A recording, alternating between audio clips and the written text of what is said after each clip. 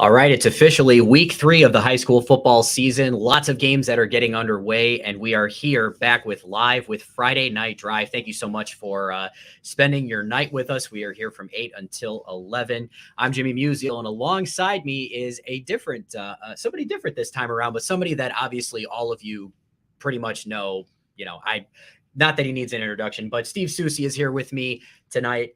Steve, thanks a lot for joining us. Really excited for another week of high school football. Yeah, thanks for having me. This should be fun. So we have had a lot of games that have been underway already. We do actually have right now, one of them is actually Bureau Valley against Hall. And right now that's at the half, 6-0. And we actually have Kevin Hieronymus, who is out there covering that game tonight, and what we'll want to do is bring him on for a little bit here so that we can talk to him about this 6-0 game for Bureau Valley against Hall. So we'll go ahead and bring him on right now. Hi guys. All right. Hey Kevin, how are you doing? Good. How are you guys doing? Not too bad. Looks like you've got a pretty close game out there. Yeah, kind of this as expected. Two Bureau County rivals, pretty evenly matched. Okay, very nice. Has there been anything from either side that's really stood out? I understand the score is 6-0 right now. But was Bureau Valley able to move the ball, has they been able to move the ball pretty well? Yes, they took over to start the second quarter, and they put together a 14-play, 76-yard scoring drive. Oh, very nice. They scored at 4:14 of the second quarter on a touchdown by Elijah Indris, 8 yards out. Okay, very nice, very nice. Well, I know you're probably getting pretty close to the second half starting there, but thank you very much for joining us, and we hope you enjoy the rest of the game. Thanks, guys. Have a good one. All right, thank you. That was Kevin Hieronymus covering Bureau Valley against Hall. Again, Bureau Valley is up 6-0 in that one so far. We do have some other scores here, and I've got my trusty little whiteboard as Steve does as well. Right now, Cary Grove against McHenry. That is at I believe you told me that was 28-0. Yes. The last time that we had checked that one. Jacobs against Huntley. This one is just a tad surprising, just because of the fact that Jacobs' defense has not given up more than I think 13 points in the first 2 weeks, and a little over 200 yards of total offense in the first 2 weeks as well. But right now, Huntley is up 20-7. And that was in the second quarter. We have Burlington Central against Crystal Lake South, 7-0. That's 14-0. That's now Central. Now 14-0 favor of Burlington Central. Oswego up on Plainfield Central, 41-0. We got Lisle 7, Wilmington 0. We also have Dundee Crown and Crystal Lake Central, another Fox Valley Conference matchup.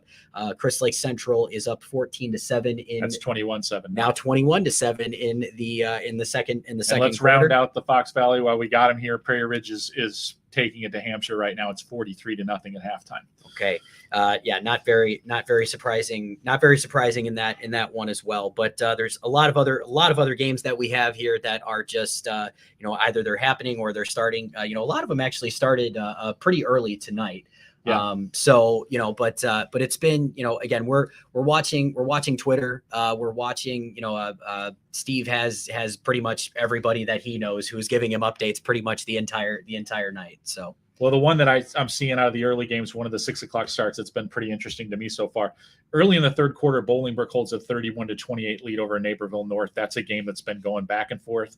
Bolingbrook sophomore quarterback Jonas Williams has 4 touchdown passes already, 2 to Kion Barry Johnson, the Wisconsin recruit, 2 more to Chico Jackson, a guy that I heard quite a bit about in the preseason.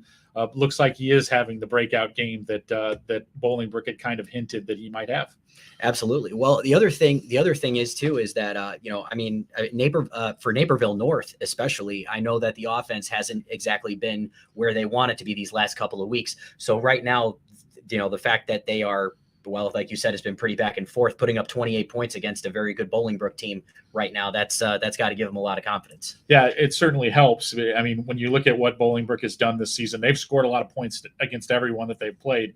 Naperville North, a little bit concerning on the defensive side, though. They have been good in the first 2 games to give up that many, and that game is really early in the third quarter. They're just after half, so we've really only played a little over a half of football there, and there's already been 59 points put on the board. So a little bit out of the norm for what we're seeing in a lot of these other games tonight. Yeah, absolutely. I feel like there's I feel like there's a lot of surprising stuff that's been happening there. But either way, I have a feeling it's going to be another crazy night of football. I mean, it's just been, last week was pretty crazy. And, obviously with all of those games and everything that were happening, non-conference matchups. There's actually another one that's also going on right now, and it's Ottawa against Harvard. And Brian Hoxie is out covering that one. So we'll want to bring him on to talk to him a little bit about this as well. Brian, how you doing, man? Hey guys. How's it going out there? Better than last week, it sounds like, as far as the reception here. Well, I'm glad you got yourself to a good spot. We're good. Game, Ottawa's up 31-0 at halftime. They kind of set the tone. They forced a punt, Harvard's first possession, and then 16-play, 83-yard, 9+ minute drive with an 11-yard touchdown from Colby Mortensen to Weston Evercamp. And it's kind of been that theme.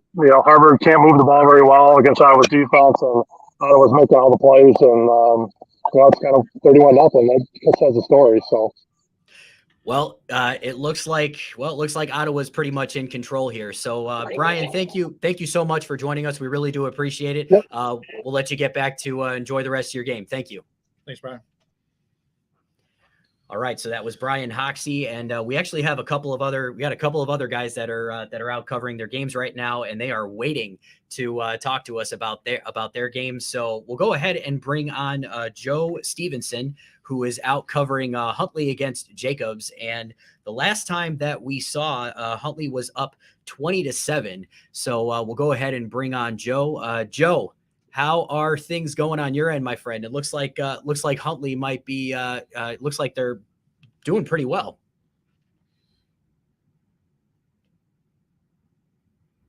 Joe, can you hear us?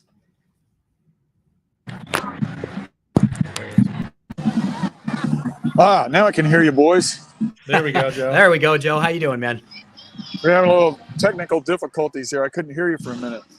That's okay, no problem. So, the last that we had seen, Huntley was up on Jacobs 20-7. Has the score changed since then? Okay. Nope, nice. That's it. 27 at halftime here. Man, Huntley looks really good. The defense has played excellent. Jacobs likes to run the ball, but at this point, Jacobs with 45 yards rushing. They're trying to kind of throw the ball, which is something it would prefer not to do so much, even though they had Grant Steck. They got him the ball a few times, but Huntley's really made it tough on him. Well, Jacobs scored early with a short field, a fumble snap, went down 400 yards and scored first. But it's been all Huntley since then. And Braylon Bauer looks great. He's 9 for 9 for 109 yards and 2 touchdowns at quarterback. Huntley really kind of likes to run the ball too, but it has really thrown the ball well. Here's a stat for you boys. For the first half, 1 incompletion between the 2 quarterbacks. They completed 14 consecutive passes before there was an incompletion. Usually. Oh wow. Okay. Well, hey, very nice. Well, Joe, we've got some other guys in here who are wanting to get in for their games. They're at halftime right now, but Jacobs against Huntley, 20-7 in favor of Huntley. And Joe, thanks a lot. Maybe we can talk to you a little bit more once your game wraps up. I'll try to grab a player afterward. Check in later. All right, sounds good. Thank you. All right, that was Joe Stevenson, who is out covering Huntley against Jacobs, and we also have the one and only Jake Bartleson, who is out covering St. Charles North and Wheaton North. And the last time that we had seen that score was 14-14. But we'll bring on Jake here to talk a little bit about that. So, Jake, how you doing, my friend? Good, boys. Can you hear me okay? Yep, you got it. Awesome. So we have quite the entertaining first half. St. Charles North leading 21-14, just to get people caught up to speed here. Wheaton North able to take the ball first, get a touchdown, extra point blocked. Actually, it was muffed. And then St. Charles North able to come back with a keeper to go up ahead. Wheaton North gets another touchdown, and this is where it gets kind of crazy. North's ensuing possession after that, they were forced to punt, but there was a muffed punt situation by Matt Kujai. They were able to take advantage of that and tie it up 14-14. And then right after that, the onside kick, and 3 plays later, they were able to take the 21-14 lead, a couple interceptions. So I know I threw a lot at you, but I mean, that's just the way that this game has gone, back and forth. Every time I feel like I look up at my phone, something's happening. Well, Jake, I have to tell you, I'm not exactly surprised, because I feel like every game that you are out covering, there's always something crazy that happens anyways. I mean, if you look at Batavia, Lincoln Way East, Lincoln Way East last week, and now you've got a crazy one on your hands with St. Charles North and Wheaton North. Really quick question for you. How's Plum looking out there, Jake Plum? Ethan Plum. Ethan Plum, sorry. Yeah, no, you're good. He's starting to find some rhythm with his receivers. He was able to get a 23-yard touchdown pass to Jake Fertney, but he is so dangerous with his legs. He has 2 rushing scores. So obviously the offense is going to go as he goes. And then real quickly, just on the other side of Wheaton North, Matt Kujai, their star wide receiver, has got like 6 catches at the half, but their quarterback, Max Hauser, 2 interceptions. So, what's this game going to come down to? It's really just limiting the mistakes, both sides with some penalties, an ejection on the north sideline here earlier. So we'll just see how this plays out. I'm expecting this is not going to be this is going to be a shootout for sure. All right. Well, we hope you enjoy the rest of the game. Thank you so much for spending some time with us, and hopefully we can check in with you afterwards. Sounds good, boys. Thank you. All right. Thank you. All right, so 21-14, St. Charles North up at the half against Wheaton North. It sounds like Jake has yet another crazy game on his hands. I feel like every time he's out there covering something, it's always back and forth. We do have actually another reporter who's in backstage here and wanted to talk to us about his game. We've got Josh Welge, who is back here, and Josh, how you doing? Hey guys, I'm pretty good. I'm at halftime at Oswego High School. Oswego leads Plainfield Central 41-0. It's about as one-sided as the score sounds. Oswego has scored a touchdown all 6 times they've touched the ball. Dylan King with 2 touchdown runs. Taden Thomas has 2 fumble recoveries. Probably the play of the game so far. Jeremiah Kane, senior receiver for Oswego, just a spectacular one-handed touchdown catch in the corner of the end zone. It's one of the best touchdown catches I've seen in a high school game in 25 years. Well, I mean, it sounded great. Actually, I do remember seeing, I saw your post about it, and one-handed catches pretty much at any time are pretty spectacular. But at the high school level, especially, it sounds like it was quite something. Yeah, no doubt about it. That's the kind of play that even if you're watching a game on Sunday and Jamar Chase makes a catch like that, you're like, that's a pretty great catch. And this is a high school senior that's making that catch. So, Oswego, they're a team that they had a very uncharacteristic season last year. They looked well on their way to a very Oswego season. Like, they're about to move to 3-0. Looking like a force to be reckoned with when they enter the SBC West in a couple weeks. What's the biggest difference here for them, Josh, in terms of how they've been able to make this turnaround? Well, health for one thing. I mean, they had so many guys last year that were injured. Taden Thomas, he was hurt the first week of the year. Jeremiah Kane, he dealt with a number of injuries throughout the year. So that, that's one thing. And I will say too, they have a number of very talented juniors that are making their presence felt. Dylan King is a junior. Mikey Claycomb, linebacker, he's a junior. Carson Cooney, Brian Cooney's son, who has an offer from Illinois, he's a junior. I mean, they have a very, what appears to be a very talented junior class, and then health on top of it. I mean, last year I felt like their defense could hold teams down, but they really struggled to score offensively. I mean, they got 41 points today, so that's a pretty good sign. Yeah, absolutely. All right. Well, Josh, thank you so much for your time. We really do appreciate it. Enjoy the second half, and hopefully we'll be able to check in with you later. Thanks, guys. All right. Thank you. All right. So Oswego up pretty big on Plainfield Central right now, 41-0. That was Josh Welge, and he's out there covering that one. We do have yet another one. We just got the reporters who are just keep filing in here. I feel like this is the craziest, first hour that we have pretty much ever had. And we've only been out here for 15 minutes. So this is really quite something. But we do have Eddie Carifio, who is out covering. It looks like he's out there at DeKalb and Sandburg. So that right now that is at halftime, and we'll go ahead and bring Eddie on here. Eddie, how's it going? Hey, it's good. Hey, I hope my reception's okay. I'm in a booth and there's an echo, and it's looking weird. Kyle, you look really weird on screen right now. Funny guy over here. Yeah. So Eddie, you're out at DeKalb and Sandburg right now, and it looks like it's actually a pretty close one. Yeah, DeKalb raced out to a 2-touchdown lead. Sandburg's keeping things interesting here. The couple big storylines to watch right now is one. Apparently, this is the game that special teams has forgot. As witnessed by an 18-13 score. Sandburg also had a successful onside kick that DeKalb did not handle the greatest. And fortunately for the Barbs, that didn't result in any points for Sandburg. The defense held. The DeKalb defense actually been picking up the last couple drives. The other thing is quarterback play, especially the DeKalb sophomore, Cole Latimer. He only has 3 incompletions. I think he's completed, 12 of 15, somewhere around there right now. So he's having a really solid game right now and distributing it evenly. I mean, Devon Grant's a 6'5" sophomore stud who's like 6'4". Like he's just lobbing it up. He's catching a lot of them. But it's a pretty equal distribution among the receivers. 4 guys total, 3 with 3 catches each. So it's a lot of offense here today. Defense is looking okay, and special teams is probably best not to talk about that anymore. Yeah. But honestly though, I mean, so going into the second half, do you think that could be something that could potentially make the difference here? Yeah, I mean, I get the feel, with a game like this, you can just feel it. That something weird's going to happen on special teams, and that's going to make the difference. Okay.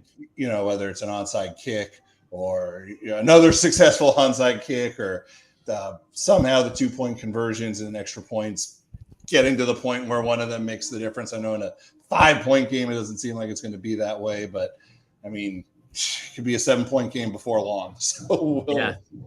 All right. Well, Eddie, thank you so much for spending some time with us. We hope you enjoy the second half, and hopefully we can maybe catch you after the game. Okay. Thanks, Jimmy. Thanks, Kyle. All right. Very funny, Eddie. All right. That was Eddie Carifio. He's out at DeKalb and Sandburg. This is, honestly, I'm special teams in that game, and the reason why I even brought it up is because I guess we've just been seeing a theme almost of special teams the last couple of weeks. I mean, we had who we like to call a Superfoot. I believe his name is Nate Blazewski. Yes. And he had quite a few field goals last week. We also had McDearman from Morrison, the freshman kicker, who ended up kicking the game-winning field goal against Princeton, who is one of the best teams in Class 3A. Patrick Durkin had 4 field goals for Joliet Catholic last week against Providence. It feels like we're having a kicker resurgence in our general area here, factoring in a little bit more than you're usually having them do.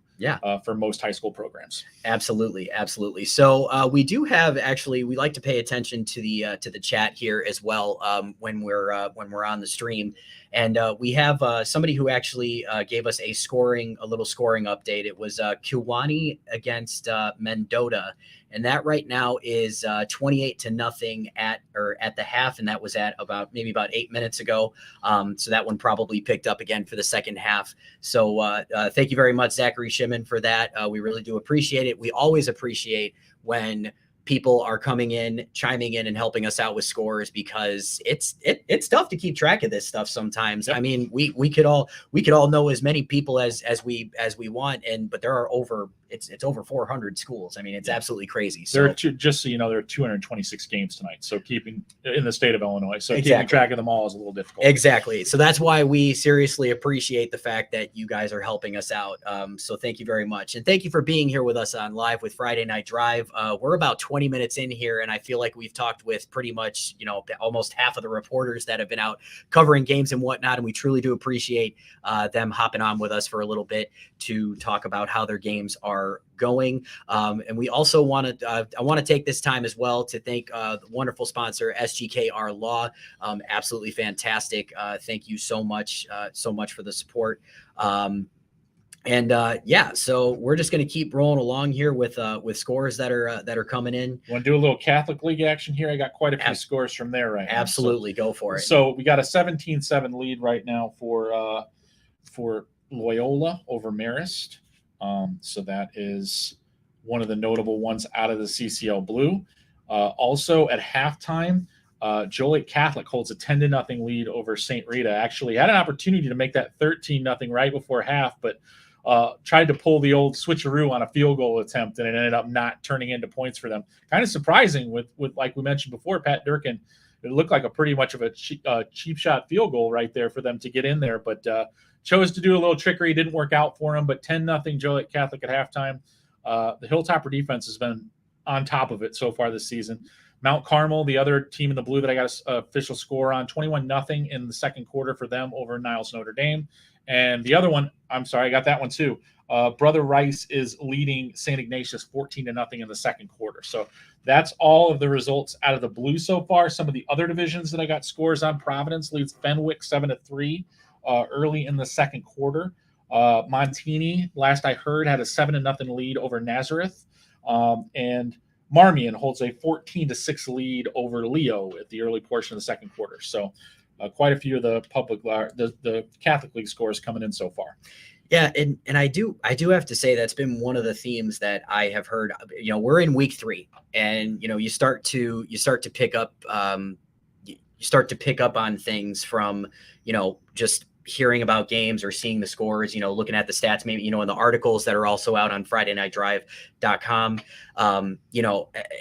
That's what you do keep hearing about Joliet Catholic, is the fact that their defense has been pretty studly so far. A couple more Catholic League scores. St. Viator has a 24-7 lead over Marion Catholic. A little surprising there. I'm not surprised that St. Viator maybe is winning the game, but by the margin, it's pretty substantial. Carmel with a 24-0 lead over DePaul in the second quarter. And De La Salle and St. Patrick are tied at 7 also in the second quarter. Okay. Very nice. Very nice. Let's see here. We actually, by the way, want to also thank Kyle Nabors, who is definitely working behind the scenes tonight. And he's giving us, he's giving us a lot of great scoring updates here as well, putting them on screen for us. I do actually want to, there is a, switching gears here a little bit. There is a question actually that we do have in the chat by Grant Boxleitner. And so we've got, it says, "Hi, Seuss, if Marengo beats Johnsburg next week, do you see a scenario where the Indians could keep the playoff streak alive by getting 5 wins?" Well, with Marengo, it becomes a situation you kind of have to look ahead at what they have left. And it's going to require that Johnsburg game is very pivotal. It's definitely a situation where they almost need to have that one, because they finished the season with Rochelle, Canelan, Sandwich, and Plano, and the combined record of those teams is 7-1 currently. So they have a very strong schedule on the back end of their schedule, so they need to stack as many wins as they can. It would certainly help, but you're looking at a game next week against Johnsburg that looks like it's very pivotal for Marengo's playoff hopes. Well, so there you go. There you have it. Grant, thank you so much for the question. We really do appreciate it. And you get to get some insight from Steve there as well. We do have some more reporters who are at, looks like they're at halftime for their games. We're going to go ahead and bring on Tim Cronin, who looks like he is at halftime as well. Tim, how are you? I'm good. And it's 10-0 St. Rita losing to Joliet Catholic Academy here after 2 quarters of play. And I can see why they have the name Academy in the name, because it's been academic so far on the line of scrimmage. They are dominating, the Hilltoppers are dominating the Mustangs so far, and a conveniently timed turnover also helped. An interception that the Hilltoppers took down to the 4, and then Grigsby punched it in. That was the touchdown. And then they have a great kicker, Patrick Durkin, who's got to be headed for somewhere in Division I soon, because he booms everything into the end zone, including his field goal that made it 10-0. So it's all Joliet Catholic Academy so far. So have there been any, now obviously you're there and we, we can't really see how the game is going, but has St. Rita been able to do anything positively so far in the game? I know they're down 10-0. Barely. They've barely been positive here. I have to take the glasses off to read. I'm old.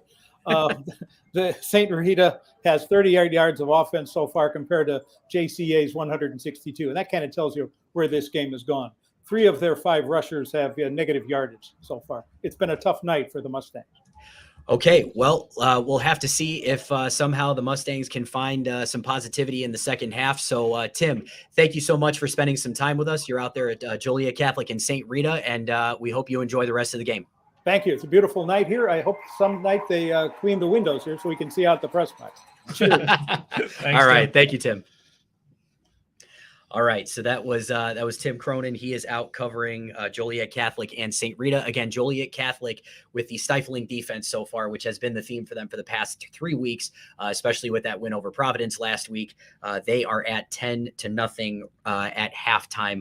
And we also have another reporter who is going to be joining us here, Rob Osterly. That is the first time that I am saying the name out loud, and I really hope that I got it right. So he can go ahead and correct me. Well, you got it right. You're one of the few. Oh man, that's awesome. I'm very happy to hear that. So Rob, how's the game going? It's been I've described it to the guys on the sidelines here as a defensive struggle, but really it's more a story of the offense. So thank you very much for helping score Plainfield. These are 2 teams that is Plainfield North and Plainfield South. Plainfield North took a 7-0 lead with about a minute and a half left in the first half.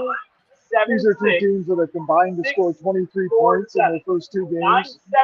So I didn't expect a lot of offense. It's been, it's been all Plainfield North. They kind of shot themselves in the foot a couple times, missed a field goal, fumbled inside the run zone, but finally punched it in there towards the end of the first half. Also had a pick 6 that would have been sure thing, but the DB showed why he plays defense and dropped the ball. So yeah, total yards in the first half, Plainfield North 143, Plainfield South 8. Okay.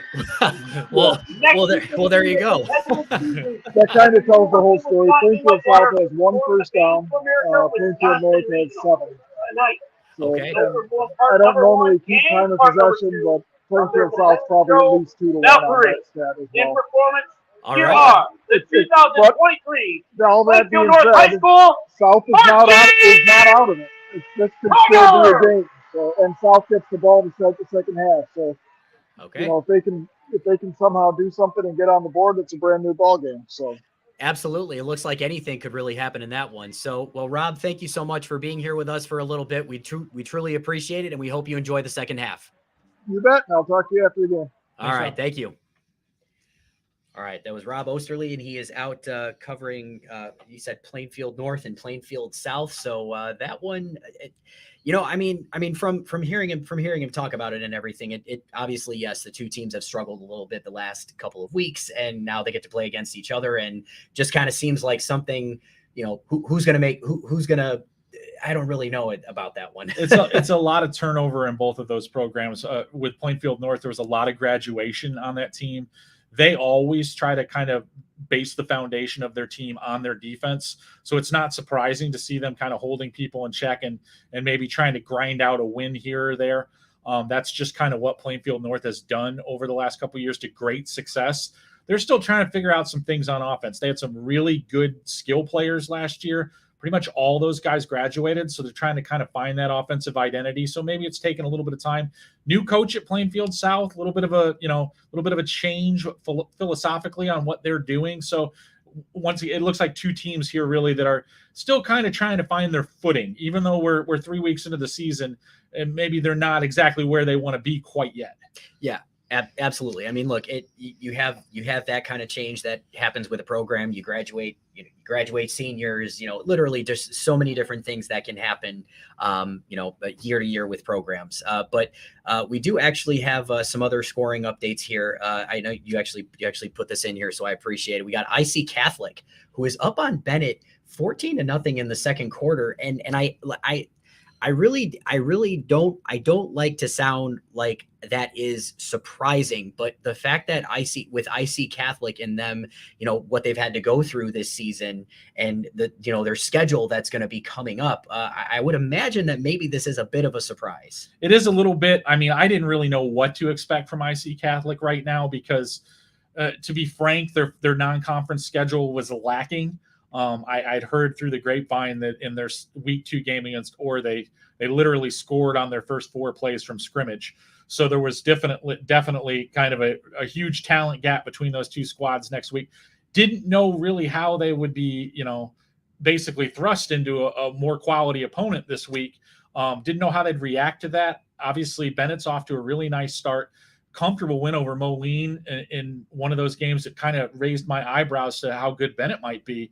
And for IC Catholic to jump out 14-0 in that game, that's a good sign for IC Catholic.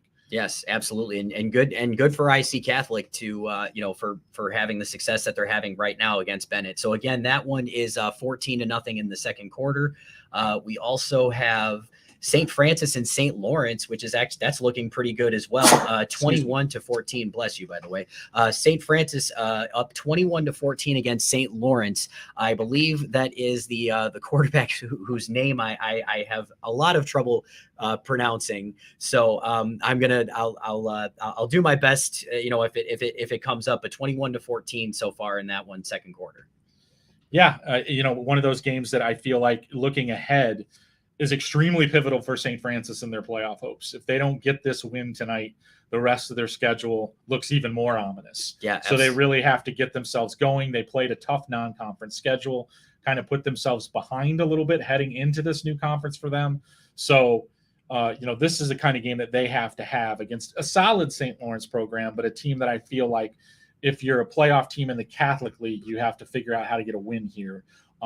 To kind of put yourself in a position to get to that 5-win level. Obviously, you don't want to stop there, but getting to the 5-win level in their schedule is going to be a bit of a challenge. Absolutely. So we also have we have another halftime score here. Burlington Central is up on Chris Lake South 14-6 at this moment. And that is Alex Kantecki is actually out covering that one. So maybe if he's able to hop in here, maybe we could talk to him about that. So another Fox Valley Conference matchup there. I do have a post from the Huntley Red Raider football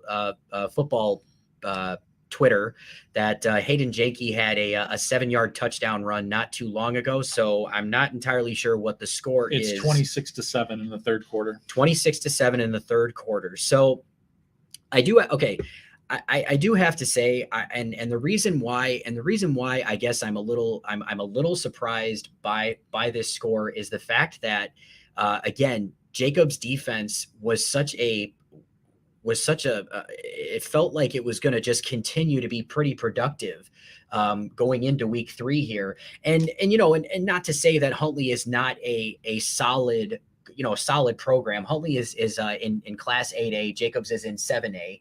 And, either way, and Huntley's has been a pretty big program for the better part of the decade. But I'm still just a little surprised by this just because of how well Jacobs can run the ball. But it looks like Huntley's defense is cracking down pretty well. Yeah, Huntley is one of these teams that heading into the season, I wasn't exactly sure what we were going to get. And it seems like every week I'm upgrading them a little bit more in the way that I'm perceiving them because they continue to do really impressive things. Right now, I mean, they're winning comfortably. Prairie Ridge and Cary Grove have both instituted the running clock in their games. So the Fox Valley unlike previous weeks, it seems like we've got at least a couple of games here that are not going to come down to the wire because there are comfortable margins separating the teams in both the Prairie Ridge and Cary Grove games, and Huntley's got a 19-point lead in theirs in mid third quarter. So there's obviously a little gaps being established this week in the conference. Other games right now, I've got Crystal Lake Central with a 27-13 lead over Dundee Crown, and like you mentioned, Burlington Central at 14-6 right now in the second quarter against Crystal Lake South. I've got I've got some other updates here as well. It looks like from Jake Bartleson, not more than a couple seconds ago, St. Charles North and Wheaton North. St. Charles North is still up 21-14, and there's a little under 8 minutes left in the third quarter in that one. So again, Jake has himself quite a game out there as always. I can give you the other scores in the Duquesne right now. Batavia's out to a 41-7 lead over Lake Park at halftime. Geneva's got a 14-6 lead over Wheaton Warrenville South. I thought that was a pretty interesting game coming in. And then the other game in the Duquesne, St. Charles East has a 14-0 lead over Glenbard North in the third quarter. Okay, well, very nice. It looks like, again, and when we were talking about Burlington Central and Chris Lake South, right now that one is in fact at halftime. It's 14-6, and we have the one and only Alex Kantecki, who is in the looks like he's in backstage here, but we'll want to bring him on so we can talk to him a little bit. Alex, how are things going? Good. Things are going pretty smoothly here. A little slow of a first half, what I've been kind of used to these first 2 weeks. So pick it up here. Yeah, absolutely. Well, Burlington Central, they're out to a 14-6 lead right now. I know Chris Lake South had some injuries, and they weren't really sure if there were some key guys that were going to be playing. But Burlington Central seems like they're pretty tough week in and week out so far, and they're proving that again today. Yeah, and Chris Lake South is missing two of its big receivers, Michael Prokos and Nolan Gorkin. They both got hurt last week, and they've been out this entire game. Okay, so with Burlington Central though, what have they been doing well so far? Well, I mean, they've been running the ball really effectively. Joey Caldwell, who I don't remember seeing last year a bunch, but he's been really impressive. He's ripped off a couple big runs, and he has both the touchdowns for Burlington so far. Okay. Well, very nice. Well, Alex, thank you so much for spending some time with us. Again, Burlington Central is up 14-6 against Chris Lake South.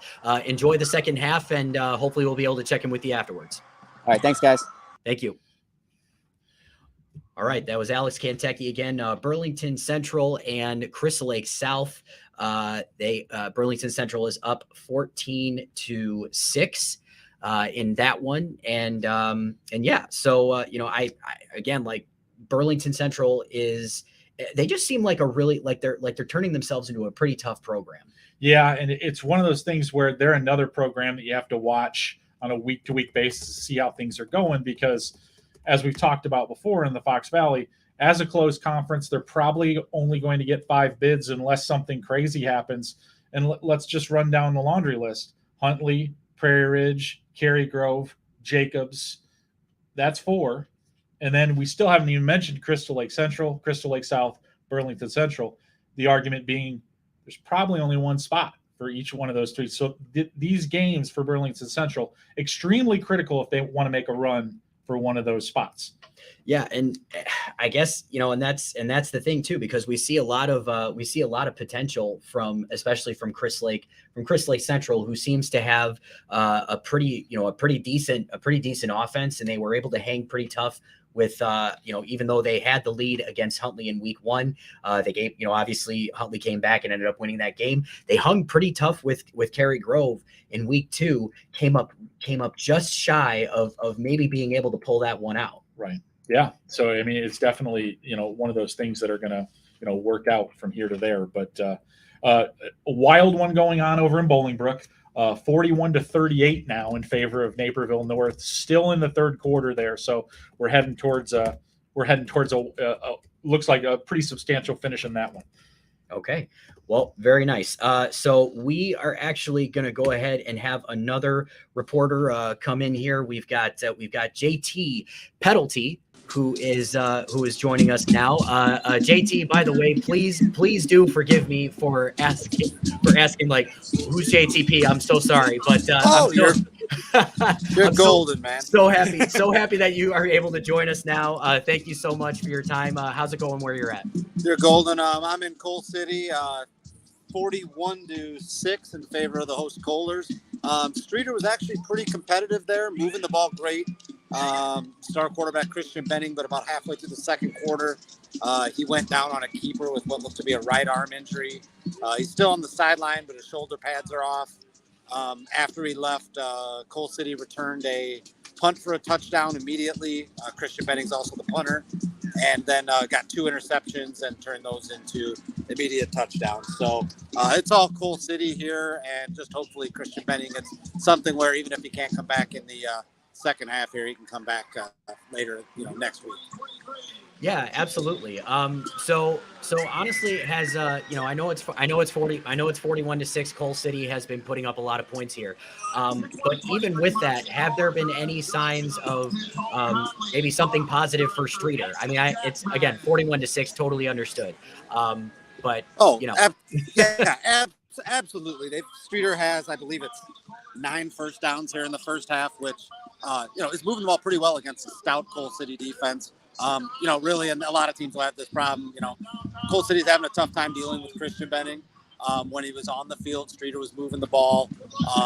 But at the end of the day, I mean, just too much Coal City, even when Christian was in. Landon Benson has 95 yards rushing on 9 tries, 2 touchdowns, threw a touchdown on a running back option pass right after a sack fumble recovered by Coal City. So, and he's kicked all the extra points too. So, good day for him. Since they're home, he doesn't have to drive the bus home, right? Of course. Exactly. Don't have to worry about that. All right. Well, JT, thank you so much for joining us. Really do appreciate your time and enjoy the rest of the game. Great show, guys. See you soon. All right. Thank you. Okay, so that's nice that I get to be introduced to JT, and I don't even know I didn't even know who he was at first. And oh my gosh, but I'm meeting a lot of people for the first time. And again, thank you so much, by the way, for joining us here on Live with Friday Night Drive. Jimmy Musial alongside Steve Susi. We are, giving you all the scoring updates, and they're all coming in. We're trying to give them to you as fast as we possibly can. They're coming in from everywhere, but a lot of great games again this week. Here's an interesting score for you. Montini is leading Nazareth 21-7 late in the second quarter.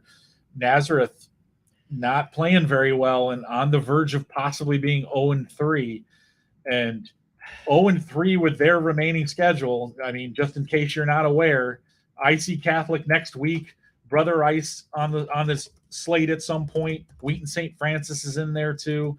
I mean, that's what's left. So, I mean, if they don't get back into gear and get out, stay away from going 0-3, they are in serious trouble of getting themselves back into the playoff field. Well, we'll talk about that a little bit more after we have to speak to another reporter here. So we've actually got Kevin Klum, who is in the studio now, and he looks like he is at halftime as well. So Kevin, how are things going? How's your night going? Pretty good. We got a close one here at Howard Fellows Stadium. Woodstock North is beating LP 18-14. A little bit of a surprise, I would say, for most people. Woodstock's never won in 2 years of the conference, never won a conference game, but they have all the momentum going into the halftime here.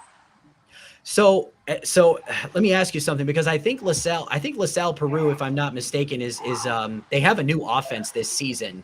From what they've done in seasons past. So how is that looking so far? I understand that they're down 4 right now, but how is it looking?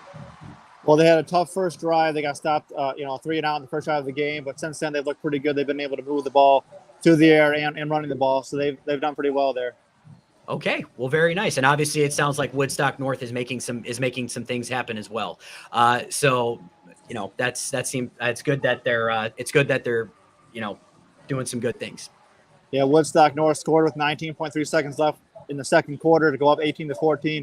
Then LP turns around, returns the kickoff down to the 2, so it looks like LP was going to take the momentum back.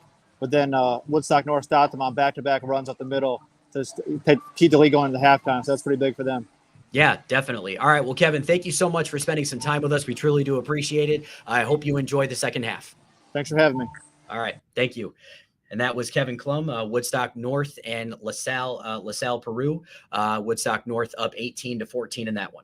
Yeah, obviously a game that once again is another one of those games for both of those teams that could be pretty pivotal down the line. So interesting games going on right now. We were talking about a little bit earlier. Now Bolingbrook has come back to tie that game at 41 each. They just kicked another field goal, which is an element to Bolingbrook's game that they've kind of added on. They're not usually known for having guys that can tack on extra points and field goals in that situation. But a big one there. There's 4 minutes left in that contest. Tied all up at 41 all. I should make this a running joke. Steve Millar, who we recently added to the Shaw Media staff, is kind of notorious for attending games that turn out to go into overtimes. So maybe Steve's getting a Shaw Media introduction to an overtime game now, as this one seems to be heading in that direction. So I have to say though, I mean, I think this could potentially be going forward, especially for Bolingbrook, because they are obviously very capable of putting up a lot of points. We've already seen that in the first 3 weeks. And when you have a quarterback like Jonas Williams, and then you also have a receiver, Kion Barry Johnson, and then you said the other guy, Chico Jackson. Chico Jackson, yeah. who Thomas. I'm sorry, Chico Thomas. So they're obviously capable of putting up a lot of points. Do you think that you could probably expect a shootout maybe almost every game or every other game coming out, after this? I thought this game was going to be an interesting measuring stick for Bolingbrook on both ends. Could they score against a upper echelon's defense? Clearly they can. And will they be able to stop, teams at the 8A level that bring some talent to the table? I mean, Naperville North has some dudes. Let's be honest. Luke Williams is going to Purdue. He's a good player. But they hadn't really scored a lot offensively yet, but I was interested to see what they would bring to the table against Bolingbrook's defense, and they've obviously shown up tonight. So kind of a measuring stick. Bolingbrook, another team. We talk about this a lot, but it's just the nature of the beast, if you will. Lots of big games for them coming down the pipe in their conference. Got to deal with Lockport. Got to deal with Lincoln Way East. I mean, got to deal with Homewood Flossmoor. The list is pretty substantial just in their league, and then their crossover games. I mean, the Lincoln Way schools are producing really well out of the gate, other than Lincoln Way East. Lincoln Way Central, Lincoln Way West, both 2-0 so far this season. Lincoln Way West playing right now, Lincoln Way Central playing tomorrow. But nothing's going to be easy for Bolingbrook once they get into the Southwest Suburban Conference slate, which begins next week. So, it would be great for them to get to 3-0 just because of the schedule that they have remaining. 2-1's fine, but I'm sure 3-0 would be a lot better situation for them. Naperville North kind of in the same situation. They go into the DuPage Valley schedule, which no joke there either. So, this is kind of a pivotal game for both teams to kind of get themselves in the right place before they get into their conference schedules. Yeah, and I have to say, and before I continue any further here, again, thank you for joining us on Live with Friday Night Drive. Also want to talk about one of our other sponsors here. Come to Candlelight Inn, home of the original Chicken George and Jan Sauce. Dine in, carry out, and catering are available. Locations in Rock Falls, Sterling, as well as Clinton, Iowa. Come try the original Chicken George today. I have to ask, because we were going to talk about this earlier, I have to ask about Nazareth, because I feel like, because I hear you guys on the podcast, I hear it, I see it in the articles. I have to say, even though they have been through this before, they went through it last season. They ended up finishing 5-4, got to the playoffs, made that run, state champions. However, they're really not making it easy for themselves going into this game. And obviously now, they're with what's happening with their game, that's going to just make it even tougher. Well, I mean, let me just read off the remaining schedule. Please do. IC Catholic, St. Ignatius, Fenwick, Brother Rice, Marian Catholic, Wheaton St. Francis. Those are the remaining 6 games after they finish here. If they end up losing to Montini tonight, they need to go 5-1 over those 6 games. I'm going to be honest, I don't see it. it would be difficult. Yeah, it really would. Yeah. Because again, like this league is absolutely, it's no joke. Yeah. Like we were talking about before. I Yeah. mean, it is one of the tougher ones out there. And hey, I hate to even talk about it as if like, oh man, I'm not even giving up on Nazareth by any means. It's just when you look at the strength of this conference and the quality of the teams that you have to play year in and year out. And here's the other thing that I have to say about this too. I've been following this for quite a while. And it's just, it just kind of feels like nobody's really giving way. Yeah. You know what I mean? Like, no, like there's always going to be a Joliet Catholic or, obviously a Loyola or a Mount Carmel that is just going to keep replenishing the quality of, the quality of talent, the quality of the program in general. It's never going to stop. Well, and the thing that really starts to come into play now, which hasn't come into play in the first 2 weeks, is now that we're playing crossovers and or conference games in the Catholic League, every week, 12 teams in the Catholic League are going to pick up a loss. 12 wins, 12 losses. There's no more non-conference games. So those losses are going to start to pile up for some pretty good football teams because the losses have to go somewhere.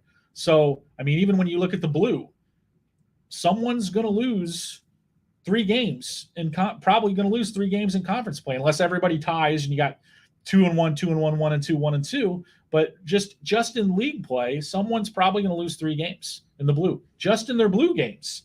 So that's a problem for a lot of the teams in here. You can have some really, really good football teams going 4-5, 3-6. So, I mean, that's the reality of the situation. I mean, another update on one of the scores we were talking about earlier. At halftime, IC Catholic now leads 28-0. So they've thrown the throttle down. So it looks like not playing strong non-conference games didn't really bother IC Catholic that much. That's a really good step for them. Midway through the third quarter, Joliet Catholic still holding that 10-0 lead.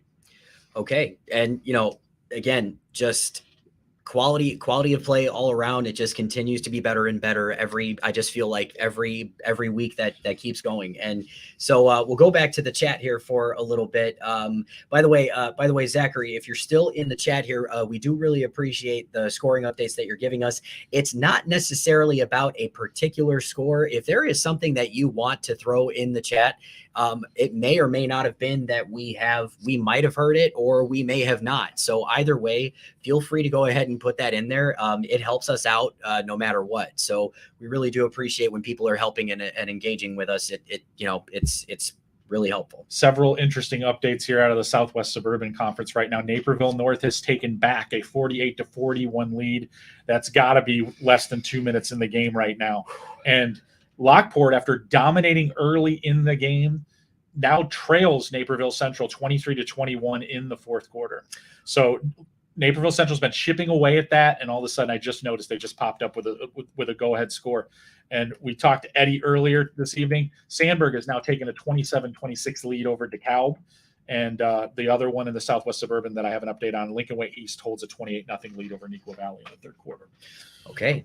Well, so and talking about Eddie's game though, Sandburg and DeKalb, that is, I mean, listen, special teams does definitely sound like it's going to make the big difference there, only because of the fact that, whether it's missed extra points or field goals, whatever it is, you now have you're going back and forth on the scores.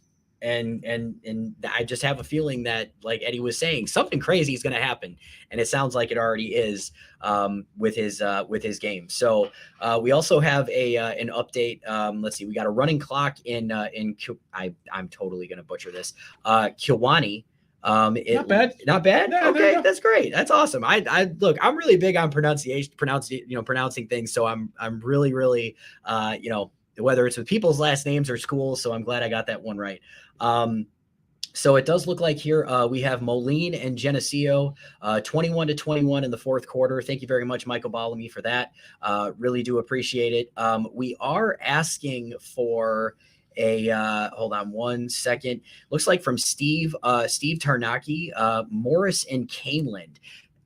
you know what, Steve, we'll try to find that one for you, because if I'm not mistaken, I thought I saw an update come through for it not too long ago. So the last, you know what? Here, I got it from Josh Welge. The last update that we have is Morris is up on Caneland 7-6, and that's late in the first quarter. We also do have something from Josh saying that game started pretty a little bit late. So you know, but late in the first quarter, again, 7-6 in favor of Morris. So just keep going down here. And the last update that I saw from Huntley and Jacobs, Huntley was up 33-7. And that was in the third quarter as well. So Huntley right now not showing really any signs of slowing down. Yeah. They're just going to keep, it just seems like they're just going to keep going. We do have, let's see, and you already had that update for Naperville Central and Lockport. And that was that 24-21? Yeah. Okay. So we already have that. We have, Ottawa has a 38-0 lead over Harvard, and that is in the third quarter. Cary Grove is up 42-13. However, you know, Cary Grove actually just had, McHenry just had a 1-yard touchdown run by Aiden Schultz, and that's 3:32 left in the fourth quarter. Tim Froelich is out there covering that one. Let's see here. Final score from the Fox Valley Prairie Ridge with a 50-12 win over Hampshire. That's final. Okay. So there we go. Got that out of the box. There we go. Looks like a 44-yard field goal now has Loyola up 27-7, and that is in the fourth quarter as well. Not a ton of time left in that one. Probably looks like about 4:02. Let's see. Morrison is we got some NUIC action going on here. Morrison is up on Orion 40-7, and that is in the third quarter. And Naperville North touchdown was scored with 1:48 left in the game. So obviously Bolingbrook doesn't have a lot of time to get down the field, but with a guy like Jonas Williams under center, he probably doesn't need that much time. So I wouldn't count them out of it. All right, absolutely. You know, and gosh, and I have to say too, and as you could see there, I actually just saw the end of the third quarter. It looks like St. Charles North and Wheaton North. Again, Jake just has a crazy game on his hands out there. I gotta tell you, you know, wasn't this something similar last year between these two teams? If I'm not mistaken, wasn't it Wheaton North that ended up? I thought it was a 1-point game. Yeah, I think you're right. Yeah, I think it was like 22-21 or something like that. You can pretty much count on at least one game in this conference being this back and forth, down to the wire type of game. I remember there was 1 week last year where 3 of the 4 games in the league were literally being decided in the last minute of the game, and it was all happening at the same time. So the Duquesne is crazy on a week-to-week basis. So looks like from what I'm reading here, Lockport was just sacked on 4th down, which probably will end the game with Naperville Central claiming a 24-21 victory. Okay, and we do have some other NUIC scores coming in here. It looks like Dupec is up 40. Dupec, actually, that one is final with them in Dakota. Dupec ended up winning that one 47-0. We also have Orangeville and River Ridge, who are tied at 34 with 3:38 left in the third quarter. Joe Stevenson with another update from Huntley and Jacobs. I literally just read that it was 33-7. So now it's 40-14, and that's at the end of the third quarter. So again, Huntley showing no signs of slowing down on offense and putting up a lot of points there on one of the better defensive teams in the Fox Valley Conference. Josh Welge has just now put out there that Oswego has beaten Plainfield Central 48-3. And so it looks like here we actually need to get something. We need to get this up here. Hold on one second. I'm actually going to trying to see here. I'm not entirely sure how to. Looks like we got Kyle Nabors who wanted us to put something up here. It's from Steve. It's Steve Millar. Yes. Okay. Here, let me see if I can get it up on my screen here for you guys for a sec. One moment. And of course, this is it's not exactly letting me do it right now. Wait one second. Okay. Actually, yeah, Neil, if you could put that on the screen for us, thank you very much. We got a tweet.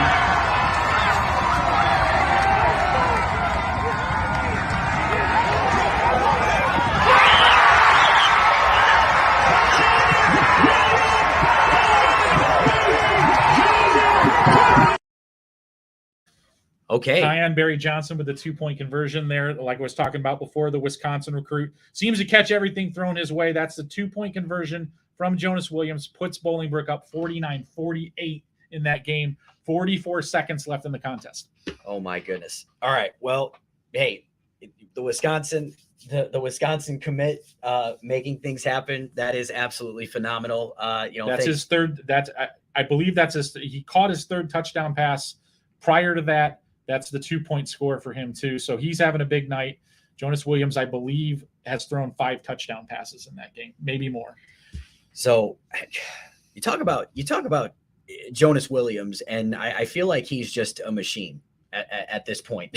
I mean, it's just, I understand he's in his sophomore season, but through 3 weeks, not really, I just found it. He has 6 touchdown passes tonight. So yeah, he's a special talent. There's no doubt about it. Carries himself in a way that you would expect from not necessarily maybe a sophomore, but a college sophomore. I'm serious.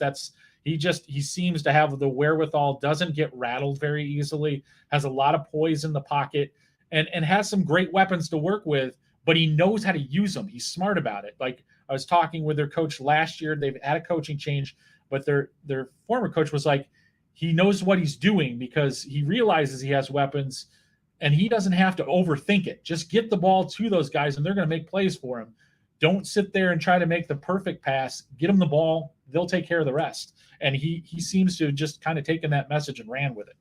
Well, hey, I got to tell you, actually, that's it's pretty mature. Yeah. For especially for a young quarterback, especially a sophomore in high school. So again, a lot of crazy things happening as you guys just saw there. Bolingbrook up 49-48 over Naperville North after a 2-point conversion by Kyan Barry Johnson from Jonas Williams. It is officially at the top of the hour, so we have got to take ourselves a commercial break, but we will be back for more high school football craziness here on Friday Night Live. Live with Friday Night Drive.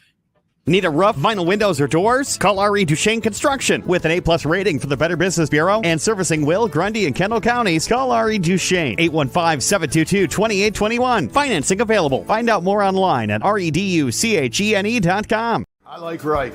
I like Reich. Since 2016, it's been my privilege to represent the people of the 63rd District. I want to continue representing you as an independent voice in Springfield. I like Reich. We like Reich.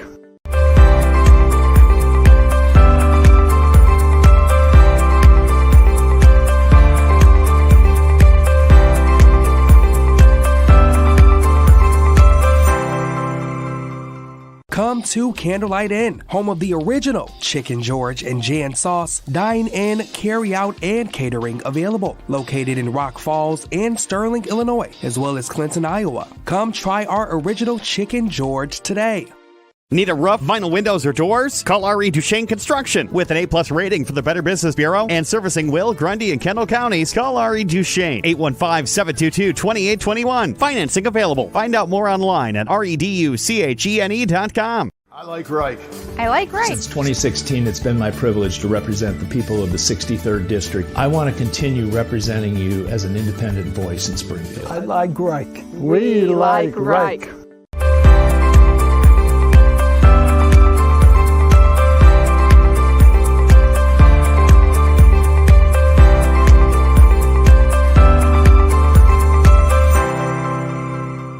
Come to Candlelight Inn, home of the original Chicken George and Jan Sauce. Dine in, carry out, and catering available. Located in Rock Falls and Sterling, Illinois, as well as Clinton, Iowa. Come try our original Chicken George today.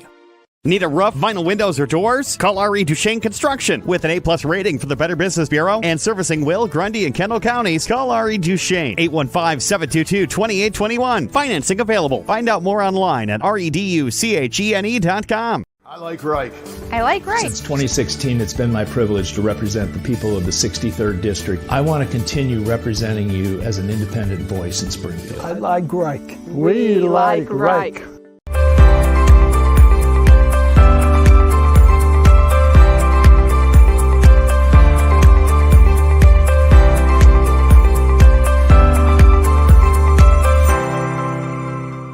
Come to Candlelight Inn, home of the original Chicken George and Jan Sauce. Dine in, carry out, and catering available. Located in Rock Falls and Sterling, Illinois, as well as Clinton, Iowa. Come try our original Chicken George today.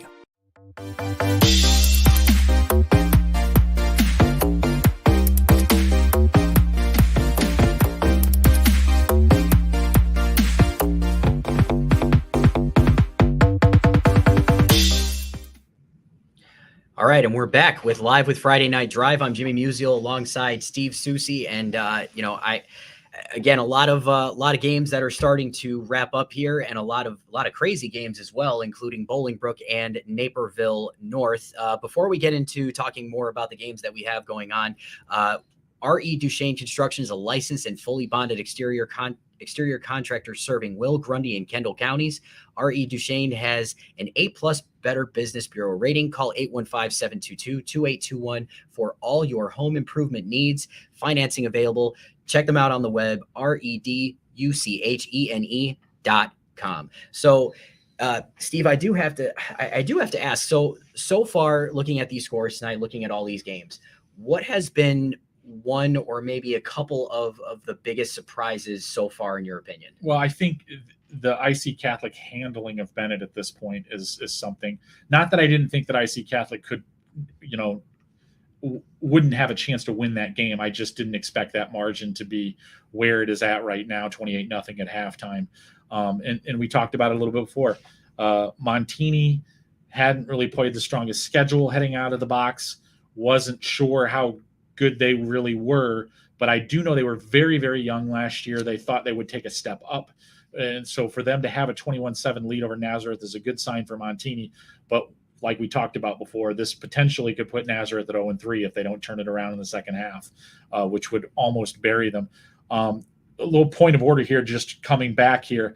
I said before that Lockport was probably done in that game. They somehow got the ball back. I'm not exactly sure how it happened. And they seem to be moving down the field, which might put Superfoot in play to potentially tie this thing. So not sure where the ball is at right now, but I definitely think that it's still alive. Okay. Well, again, there just never seems to be a dull moment on Friday nights. Yep. For sure. By the way, we do have an update from Burlington Central and Crystal Lake South. So Burlington Central, the last when they were up at halftime, it was 14-6. Now we have Burlington Central still holding a lead of 21-14 over Crystal Lake South. It looks like Caden West had a 58-yard touchdown pass from Ryder Bergman. West was wide open in the middle of the field. Again, 21-14 in favor of Burlington Central. So Fox Valley Conference matchup definitely looking a bit heated there. And we have an update from looks like Plainfield North and Plainfield South. We've got Plainfield North, who is up 17-0 at the end of the third quarter. We do have a final from Dan Wuso, Princeton and Newman. Princeton definitely with a bounce back win over Newman, 20-0. Casey Etheridge finishes with 15 carries for 170 yards and 2 touchdowns for the Tigers. So thank you very much, Dan Wuso. That is awesome. Really do appreciate your tweets there. So Princeton, after having that loss, which would probably be considered pretty gut-wrenching, especially on a game-winning field goal. Yeah. But bouncing back pretty nicely with a win over Newman, 20-0. Yeah, that's a real nice bounce back for them. Sterling Newman was out of the box with a 2-0 record. Not sure how strong the two opponents were that they played out of the start of the season, but Princeton definitely, it would have been really strange to see them with a 1-2 record based on how well they've played in the regular season in past seasons. So very interesting for them to just kind of come back, shut down Sterling Newman, more in tune with what Princeton's defense usually does in the Three Rivers Conference. So we do have a couple of looks like other updates and a final actually from Loyola. So Loyola ended up winning 34-7. So that was a nice win over Marist. Marist had a decent first couple of weeks, but of course they then go to Loyola, and Loyola is going to do what they do. Yep. So that is again looking like one of the favorites in that conference. Other scores from the involving CCL blue teams right now. Joliet Catholic leads St. Rita 10-6 in the fourth quarter. St. Rita scored a touchdown midway through the fourth quarter to cut that down to 10-6. Also in the conference, Brother Rice leads St. Ignatius 21-6 in the fourth quarter. Mount Carmel over Notre Dame 35-0 in the third quarter. Okay.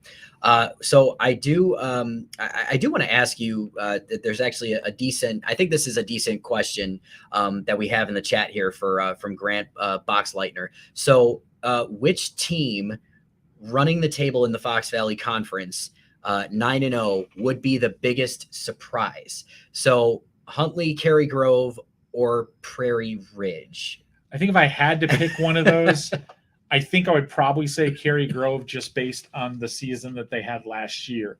Wasn't quite up to the standard that they're accustomed to. So to see them go all the way back from that to 9-0 would probably be the most surprising of those three teams. But not to get away from that question too quickly, do have a Superfoot update. All right. Let's go. Let's go, Superfoot. Nate Blazewski hits a 48-yard field goal with 0.7 seconds left to force overtime between them and Naperville Central. So Lockport and Naperville Central headed to the extra period. If I'm not mistaken, that actually might be this what we have in here from Kyle Nabors. He puts in here Superfoot. I'm sorry. It's just, look, I really hope that nickname just continues to stick, because I'm going to keep using it. I think it should, because it just seems like the right thing to say. I mean, it sticks so well. So I'm not entirely sure, Neil, if we're able to get that clip possibly that Kyle just got through sending to us. But just let me know once you got it, and we'll keep going here. Couple more Catholic League score updates. De La Salle 21-7 over St. Patrick in the third quarter. St. Viator over Marion Catholic 24-7 at half. And Carmel's out to a 39-0 lead over DePaul Prep in the third quarter. Okay, well, there you go. And by the way, so what was sent actually may or may not have been a video clip. But what I am reading here from Randy Whalen is they're with just 0.7, like, what do you even say, 0.7 of a second right there left. Superfoot, Nate Blazewski, he nails a 48-yard field goal, and they are now tied 24-24, and we're heading into overtime. You know what would be like just sweet poetic justice would be if even in overtime, maybe Superfoot goes ahead and gets the game winner.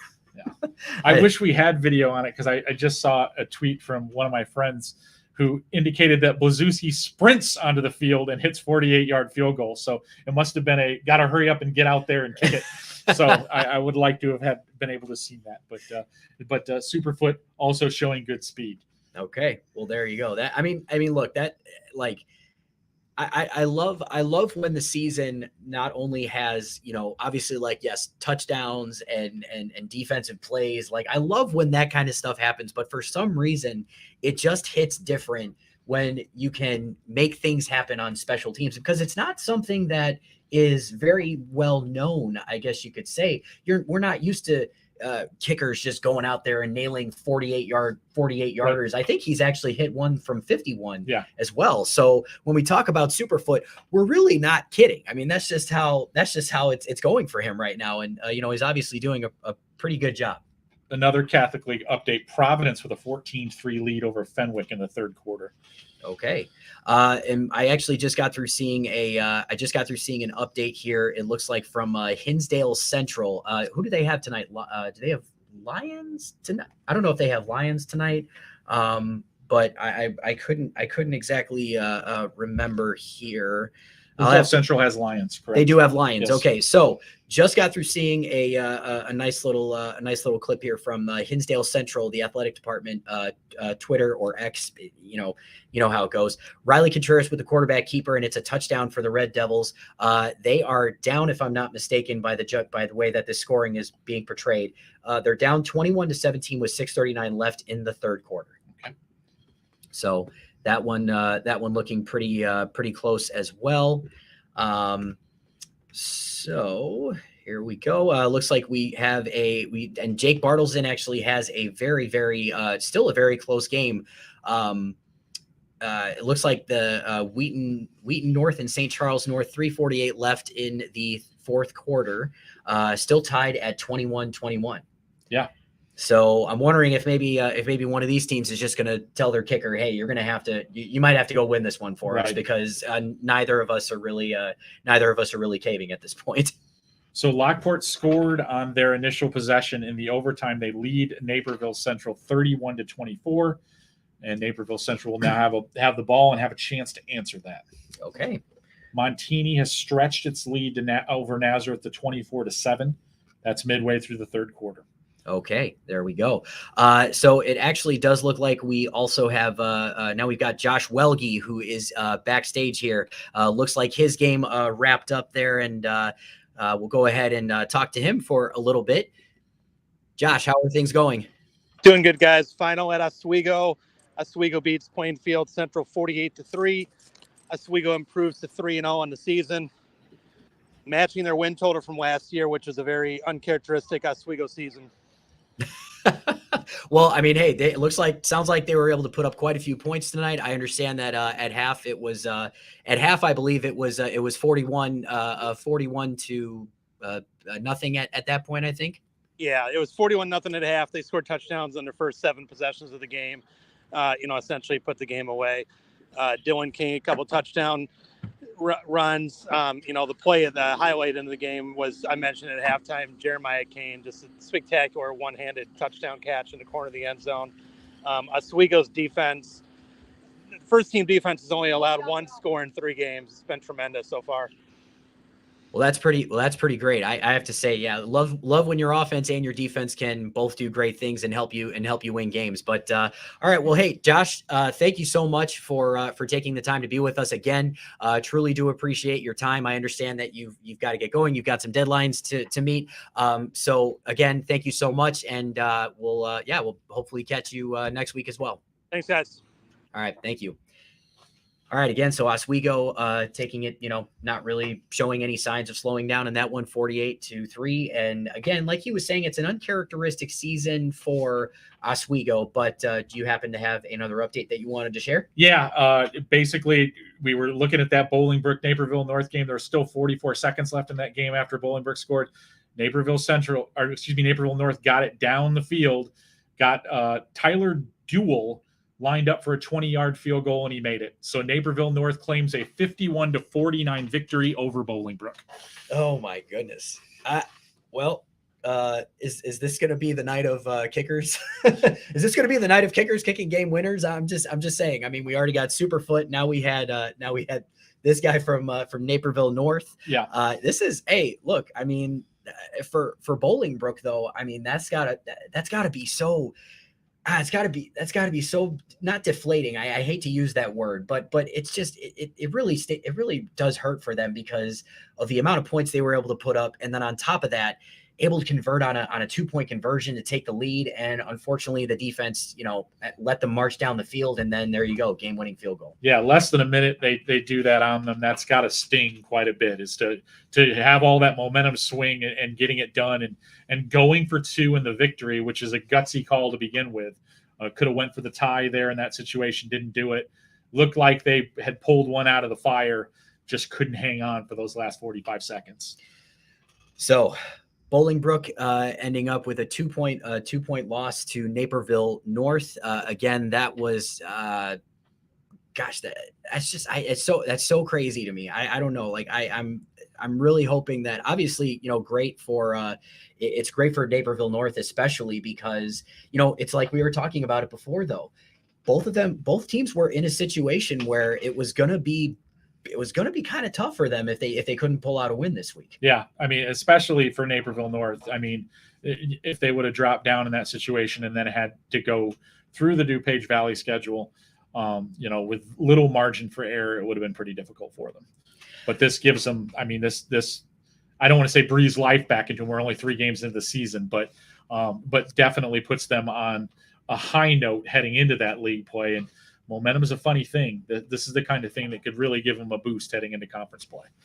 Definitely. So one thing I did want to bring up here in the chat, we actually have somebody who gave us a final, not a final score, but let's see. I can't really tell if that was a fourth quarter there. It might have been.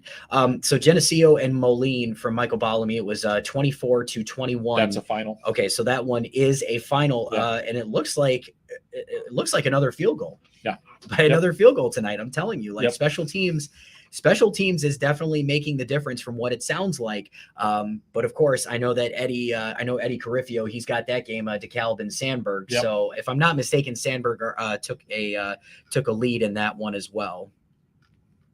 So we'll just have to keep taking a look here, but we'll be able to find it, I'm sure. So let's see here. It looks like Jake just actually had an update on St. Charles North and Wheaton North. So it looks like Hauser 1-yard touchdown run, 28-21 Wheaton North, 3:42 left in the fourth. Yeah, another one of them just coming right down to the wire there. But interesting that Wheaton North last week they were in the game with Lockport. It kind of got away from them at the end. They're punching back tonight. They're not giving in. So that's definitely a key game in the Duquesne schedule this week. But I think we're going to be talking a lot of weeks where there are several key games in the Duquesne because there's just so many good teams in that league. Yeah. By the way, I do have an update here as well for Lockport. Looks like Lockport and Naperville Central. So second and goal. Let's see. Drew Gallagher finds Kevin Holland with a 9-yard touchdown pass. So Lockport now up 31-24 over Naperville Central. Remember, that was the game that we were talking about. Superfoot actually forced it into overtime. So correct me if I'm wrong here. Not if I'm wrong here, but what happens in overtime for high school? You get the ball on the 10-yard line, you get 4 downs. So you go and you go and you go until someone breaks it. In the 4th overtime, you have to go for 2. You no longer have the option to kick extra points. You have to go for 2. So the first 3 overtimes, you could score a touchdown, kick the extra point, and if the tie remained. But at the 4th overtime, you do have to go for 2 2-point conversions. You can kick a field goal if you need to keep it going, but most situations are usually rectified in about 2 overtimes. Okay. All right. Well, that's good to know because I will be very honest with you. I haven't seen many high school games that go into overtime. So and I just got a piece of information on that game we were just discussing. Naperville Central did not score on their overtime possession. Lockport claims a 31-24 victory. Lockport is now 3-0. Okay, so there you go. It does actually. So we've also got another update here from Jake Bartleson. Plum with the initial fumble popped through a prayer, and it looks like Kusai had an interception and he returned it to the St. Charles North 4-yard line. So 3:18 left in the 4th quarter. Again, Wheaton North up 28-21. Yeah, just a back and forth battle there. Yeah. Brother Rice looks like from Tim O'Brien. Brother Rice and St. Ignatius 28-6. So it looks like Eddie Carifio now with another update here. The Barbs, DeKalb Barbs, 30 yards on penalties. They got 30 yards on penalties, but they couldn't capitalize. So Sandburg takes over on its own 43-yard line. 9:14 left in that one. If I'm not mistaken, again, I think Sandburg was up. I'll have to, it went away from me, and I was going to write it down on my whiteboard, but I now have lost it. So if you find an update on that one, just definitely let me know here. But Joe Stevenson put out there that Huntley actually took kept the lead and didn't look back, 40-21 over Jacobs. So Huntley now moves to 3-0 after wins over Crystal Lake Central and McHenry last week, and now Jacobs in week 3. boy, the things have turned quite quickly in the Joliet Catholic St. Rita game. I just popped back in to see what was going on, and I just watched St. Rita go into the end zone, and they were already leading that game 13-10. So extra point pending. St. Rita leads Joliet Catholic 19-10 in that game. So quick turnaround. I'm not exactly sure what happened there because about 5 minutes ago I looked at it and it was 10-3 Joliet Catholic. So a pretty 10-6 Joliet Catholic. So St. Rita has scored 2 touchdowns in a relatively short period of time. Well, I mean, St. Rita has been able to put up pretty decent numbers the past couple of weeks. And I guess it's not entirely too surprising that they were able to figure something out on offense. However, and it looks like there's a minute 24 left in that game, if I'm reading that correctly. So okay, yeah. And it's now 20-10 St. Rita. Okay, so Joliet Catholic will have to make some quick stuff happen here. So it looks like we have a clip from Jake Bartleson from St. Charles North and Wheaton North. This is on a 4-yard touchdown run, I believe, by Wheaton North. So Neil, if you could get that up for us, that would be great. Thank you.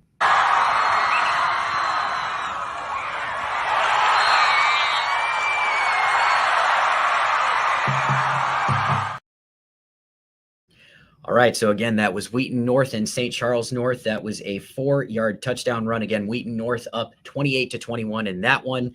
It looks like, let's see here. Oh, we actually have Dan Wuso, who just got through popping in here. He was at the Princeton Newman game. Princeton coming away with a 22-0 win over Newman. Dan, thank you so much for spending some time with us. How are you doing? I'm doing fine. Can you hear me okay? Yep, absolutely. Yeah, so it was a pretty tight game for a while, kind of a defensive game for most of it. Princeton actually scored in the last 2 minutes to pull away for a 20-0 win. Prior to that, it was 14-0 at half, Princeton leading. And yeah, basically Newman forced 4 fumbles and recovered 3. And they had a few chances to score. They were down in the red zone a couple times, but just couldn't capitalize on opportunities.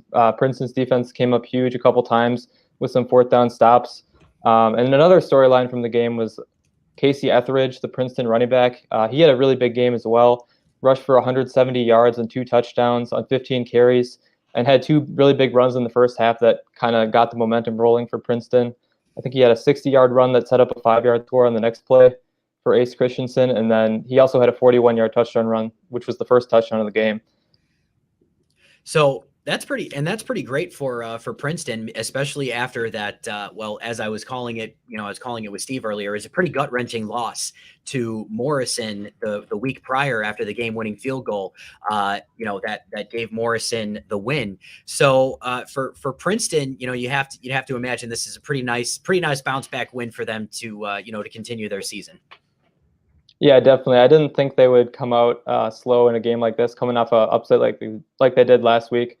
So wasn't really surprised to see them bounce back the way they did. All right, absolutely. Well, Dan, thank you so much for spending some time with us. We really do hope you enjoy the rest of your night. And again, thank you so much.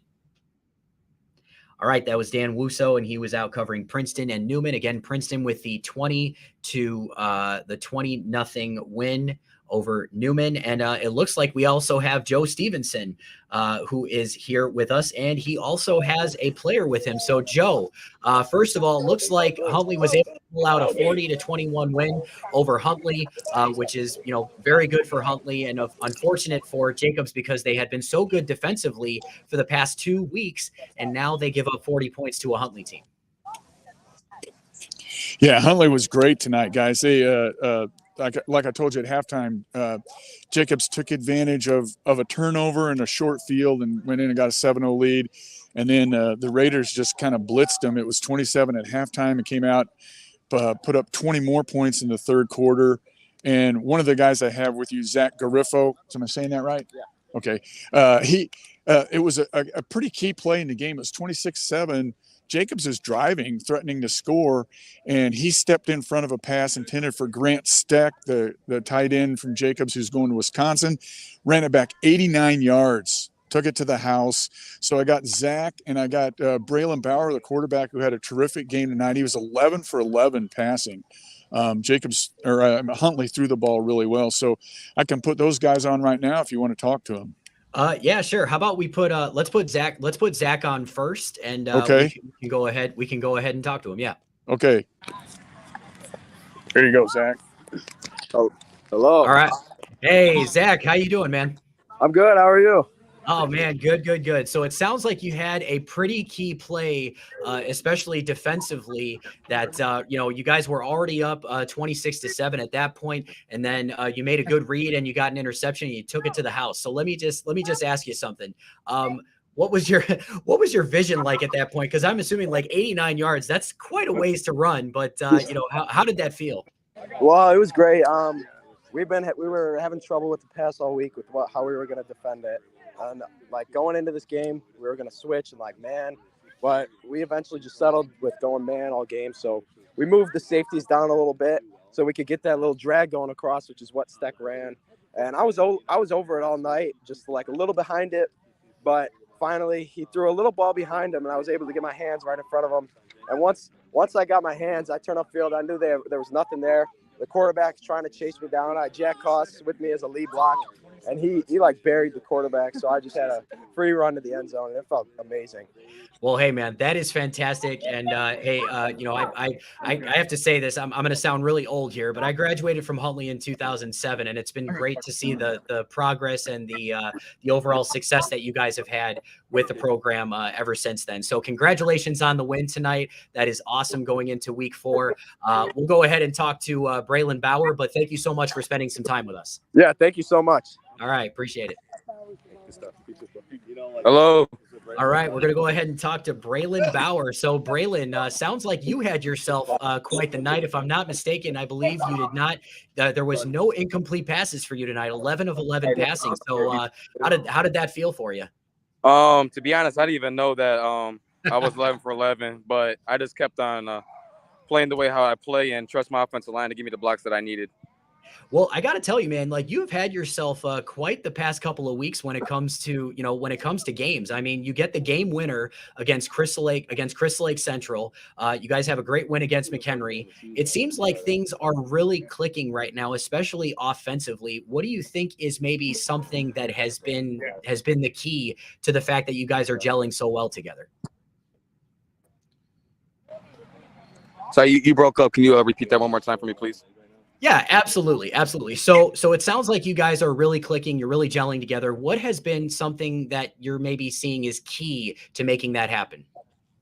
I'm seeing a lot of trust in everybody. No matter like how that fumble happened in the first quarter, nobody was pointing fingers, no nothing.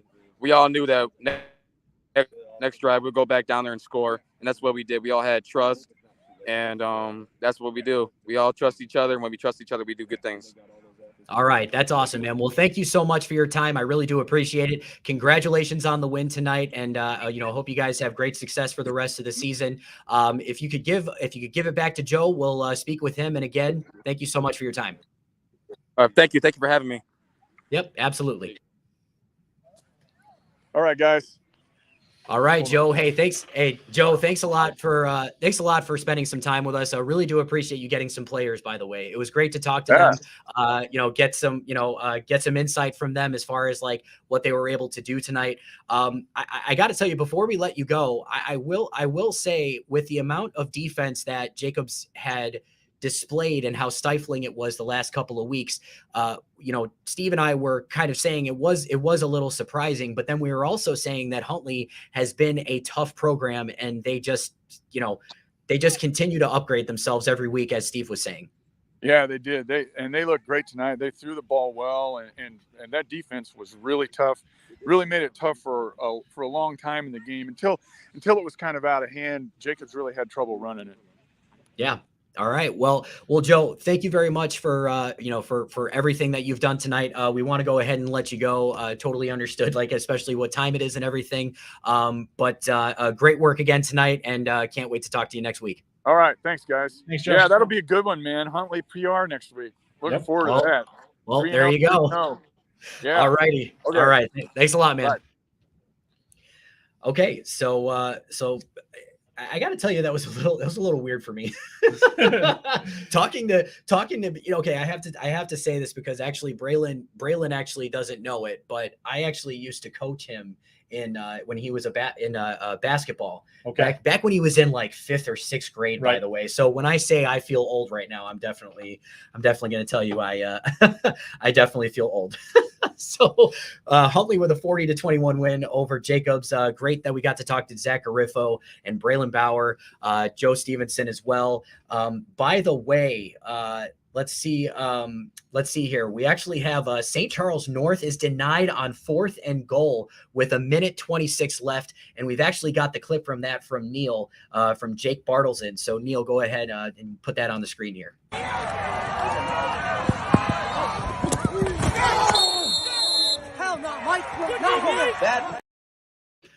All right, so it looks like Wheaton North is gonna go ahead and hold on to win that one after they get a stop on 4th and goal. Look, it's been a back and forth contest between these two teams for what seems like, especially the past couple of seasons. So that was honestly no surprise tonight how close it was, but Wheaton North this time is the victor. Yeah, it's going to be like that.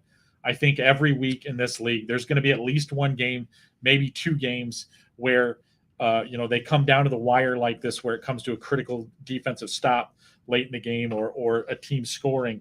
It's just, I think honestly, looking at this on paper, there's 5 or 6 playoff caliber teams in this league. There's no way the math works for all of them to get in. So ultimately, games like this and many others that are coming down the line are going to be pivotal on whether or not, teams get in, where teams are seated, just because of, the losses, like we said, have to go somewhere. So, there are going to be some teams that I would be surprised if everyone goes through this league unscathed, to be completely honest with you. So that's what it's starting to sound like. I mean, and again, just, the Duquesne Conference is just every, year in and year out, it just continues to be one of the tougher ones, especially in high school football. So again, live with Friday Night Drive, we're almost at 10 o'clock here, and, a lot of games that have been wrapping up, a lot of crazy games, again, craziness, all this, tight scores, 2-point conversions, and then teams coming back to win. It's been a wonderful night. I want to take this time to thank again, our awesome sponsor, SGKR Law. Thank you so much. Really do appreciate you. But I want to know how much do you know about Normal Community?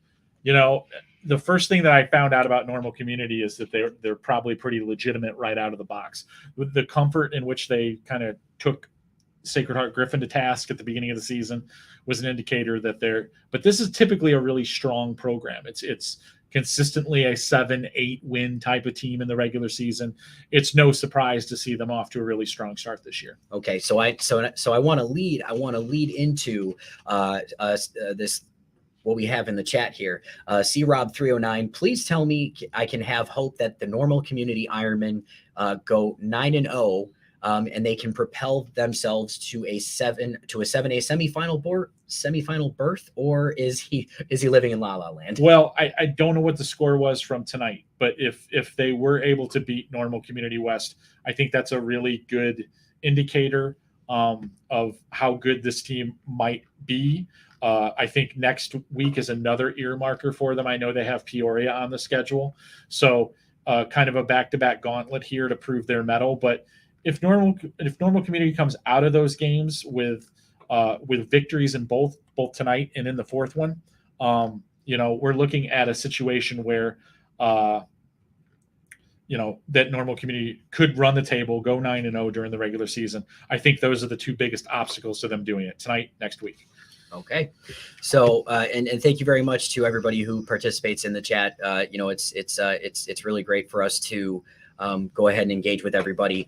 And by the way, so we did have an update here from, it looks like from Alex Kantecki from Burlington Central and Crystal Lake South. 4:11 left in the fourth quarter. It looks like the Gators got stopped on 4th and 1, but that game is tied 21-21 at this time. Let's see. So for Shy Bears 1, we did talk earlier about we did talk a little bit earlier about who would kind of be the biggest surprise as far as like who could go 9-0 in the Fox Valley Conference. And by the way, Shy Bears 1, Steve and I did, Steve did say that since Cary Grove went 3-6 last season, very not very much, characteristic of them, not very common because they're always used to making the playoffs and everything. And obviously they've been state champions, past couple of once or twice in the past couple of seasons. So Cary Grove would probably be the biggest surprise considering the season that they had last season. And thank you very much, Grant, for also chiming in. Do we have a Bureau Valley Hall score by any chance?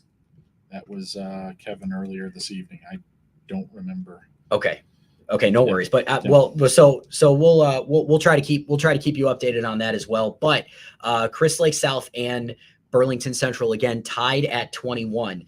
And actually, the way that Chris Lake South was able to tie it, we actually have the clip here where they were able to do that. So we'll go ahead and have Neil put that up on the screen when he's ready.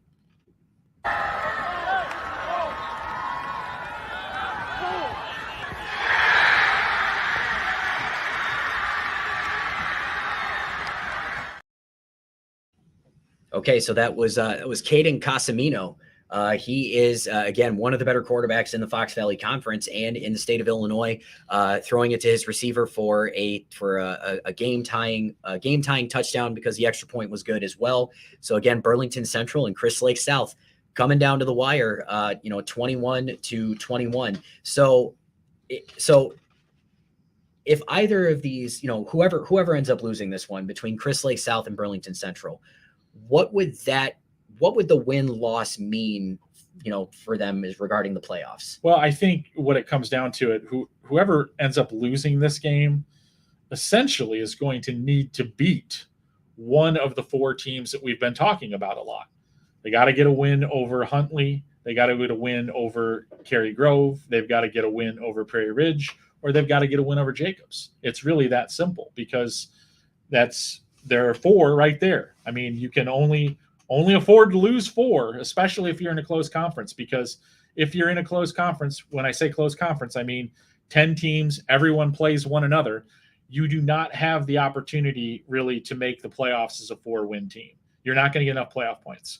So it doesn't matter. So you look at it and it's one of those things where, like I said, whoever loses this game tonight is now on a track where they have to beat one of those big four to get back in the conversation, not to mention win all the other games that they have to win just to get themselves to a situation where they could get to 5.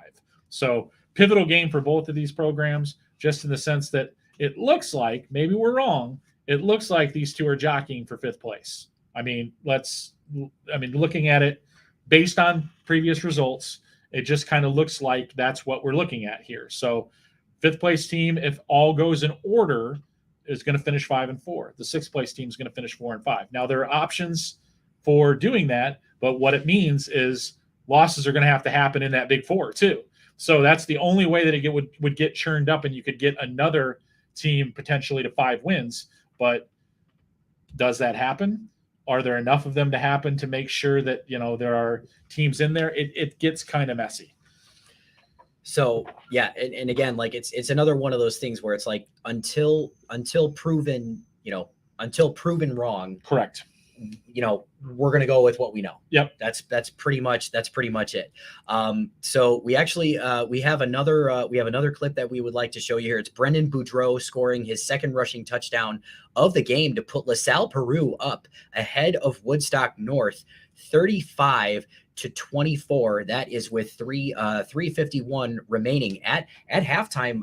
Woodstock North actually had an 18-14 lead. Yep. So that is, it seems like the tables kind of turned in that one a little bit. And we actually do have the clip from that touchdown. So we'll go ahead and have Neil take it away for us.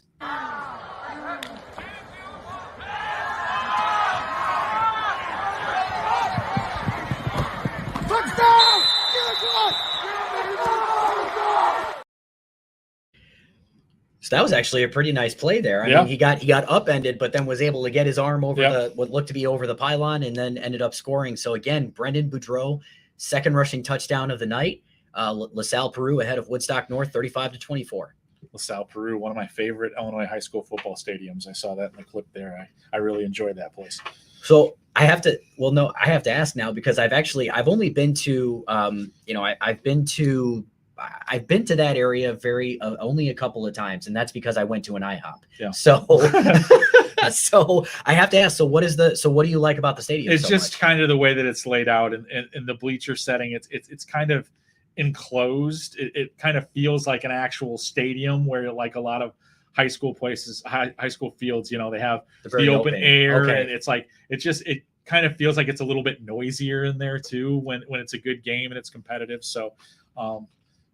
I was laughing last week because I went to a field that I had not been to, and because I'm a huge dork, I know exactly how many IHSA high school football fields I've been to at this point. So that was my 203rd last week. So that's one of my hobbies, is I like to try to go to as many different fields as I can get to. So I have lots of experience in the high school football stadium venue area. Right. There is no questioning that whatsoever. And LaSalle-Peru's stadium definitely sounds pretty neat.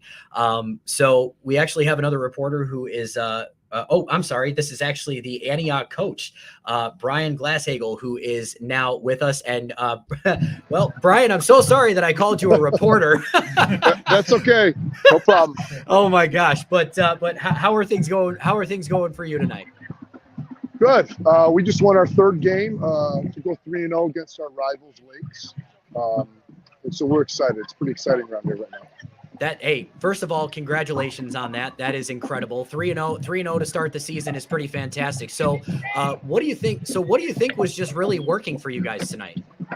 We offensively, our O-line was kind of taking over the game a little bit. We have great running backs, senior Nick Day, the junior Martin Cohen, who's leading the area in rushing yards. And then, we threw the ball around a little bit.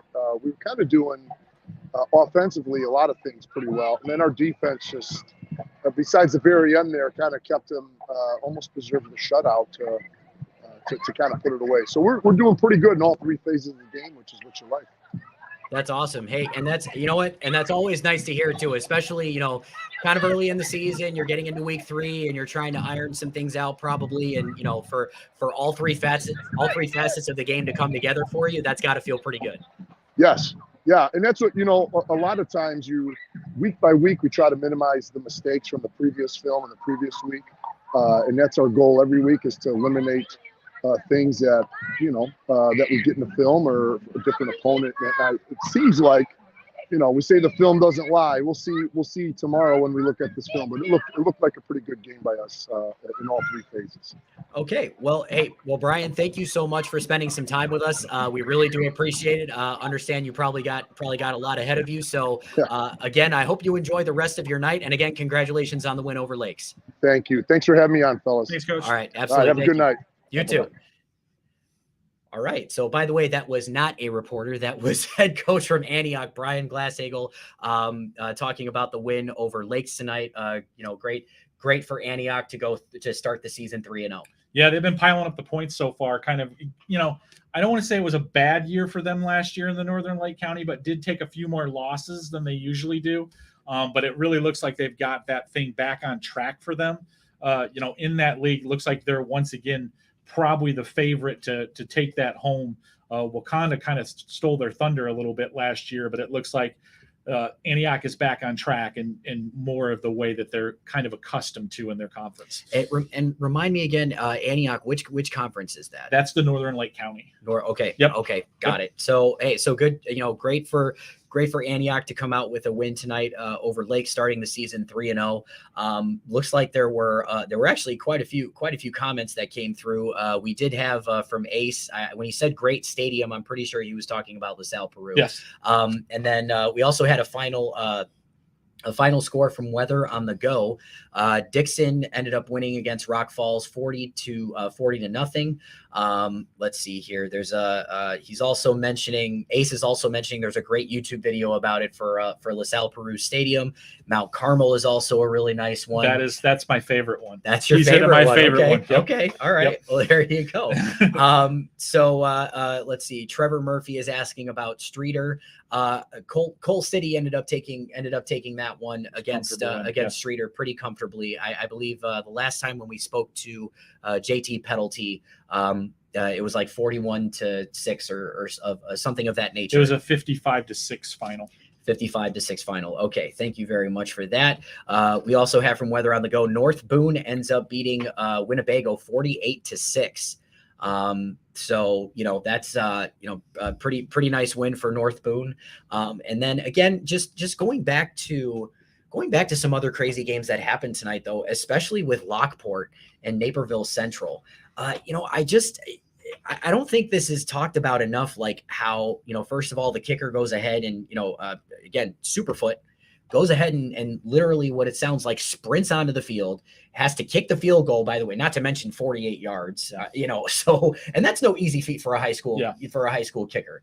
But again, just another crazy one. And it's one of those things when you look at how Lockport kind of took control of that game early on, and it looked like it was going to be one of those situations where they had a pretty severe letdown, which is not really something that Lockport is accustomed to doing very much. Usually they just kind of, will their opponent into submission in most situations. But, Naperville Central kept fighting back in that game, eventually got into a situation where it looked like they were going to win it.